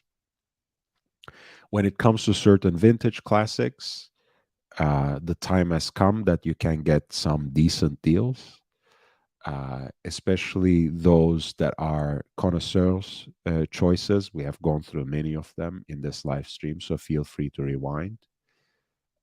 This might be a good time, but I think better times are coming. When it comes to, of course, the most desirable, the most collectible, the most classical watches, they still seem pretty strong. So we need to be still patient. We need to still hang on to the seats of our pants and wait for some of these prices to continue coming down. And as I always said, the auction market has a life of its own. It operates almost independently, which is not to say that it doesn't affect the secondary market in watches, especially when certain ceilings are broken. When the best examples of a given watch start to be coming up for auction and they are being snapped up at the auctions, the prices continue ticking up in the secondary market as well. But by and large, this is a very rarefied world. A lot of its effects are not going to be direct. A lot of the prices are hard to compare one-to-one. So when it comes to most of the mainstream models, you can probably get better deals in the secondary market. Again, best to buy them at retail. But if you are another level of collector who is actually looking for vintage pieces in the best possible condition, then unless you have very special connections, the auction market is always a great place to at least go to the previews if they are held in your city, or if the watches are brought to your city, so that you can familiarize yourself with some of the best examples, what to look for the best condition for the particular model that you hope to acquire in the future. It's never too early, it's never too late, right? So never feel like you are not allowed in these conversations, you are not allowed in these rooms, that you are not welcome in these previews unless you are gonna be bidding on $1 million or a multi-million-dollar watch. This is not how it works. If you are in one of these big cities, especially New York, make sure that you go to the previews. Make sure that you actually handle these watches, look at them, familiarize yourself with them, even if you are not going to be necessarily bidding on them in a matter of days or weeks. Right. With that, I'm going to say goodbye. I'm going to see you at the same time tomorrow, which is to say 7:30 Pacific Daylight Savings Time, 10:30 East Coast Time. Until then, I will drop some content during the day, so keep your eyes peeled for that. It is part of this new Watches and Style series. Check out the other videos. It always helps. Drop a few comments. I'm happy to engage with you when it comes to those. And